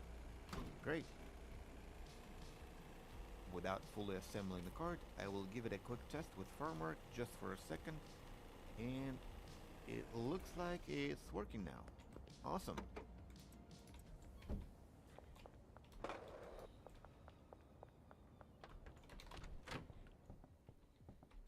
I'll now clean the card to get rid of all that silicone residue left from the pads. I'll be using a ton of alcohol and a soft bristle toothbrush. With that done, here's the result. The dark spots I can't clean. You can see they stay dark even after wiping them with the carburetor cleaner. Not sure if ultrasonic would remove that. If you're an ultrasonic manufacturing company and would like to donate one for me in exchange for a review, I would be more than happy to do so. So let me know. Everything seemed to work as you would expect, but something was up with the temperatures. Hustling level 5. Right, guys, look. I think we're done. But there was no noticeable difference. Thought to myself, maybe I screwed something up. First of all, let's go and pick up the drop. I did everything right. Everything looked great, and there was no reason for it to stay that hot. But while I was testing the card, I did notice that the two fans on the right were not spinning as fast as the one on the left. Those two fans are controlled by firmware loaded onto one of the LED controllers. So I launched the Precision X from EVGA, reset all to default, and bam! Drop 15 degrees, just like that. With that done, card is now fixed and is on the way back to the rightful owner. And as for you, I hope no, I'll take all the spares out, because you don't have a spare thing. Like, a comment, and subscribe for more videos, and have a blessed day. Goodbye. Oh yeah, you need some extras in there as well. Right, in which case, messages, Shirley, order a dead drop. And I'll order some more of that. Okay, doke. Right, look, that's it. Save the game.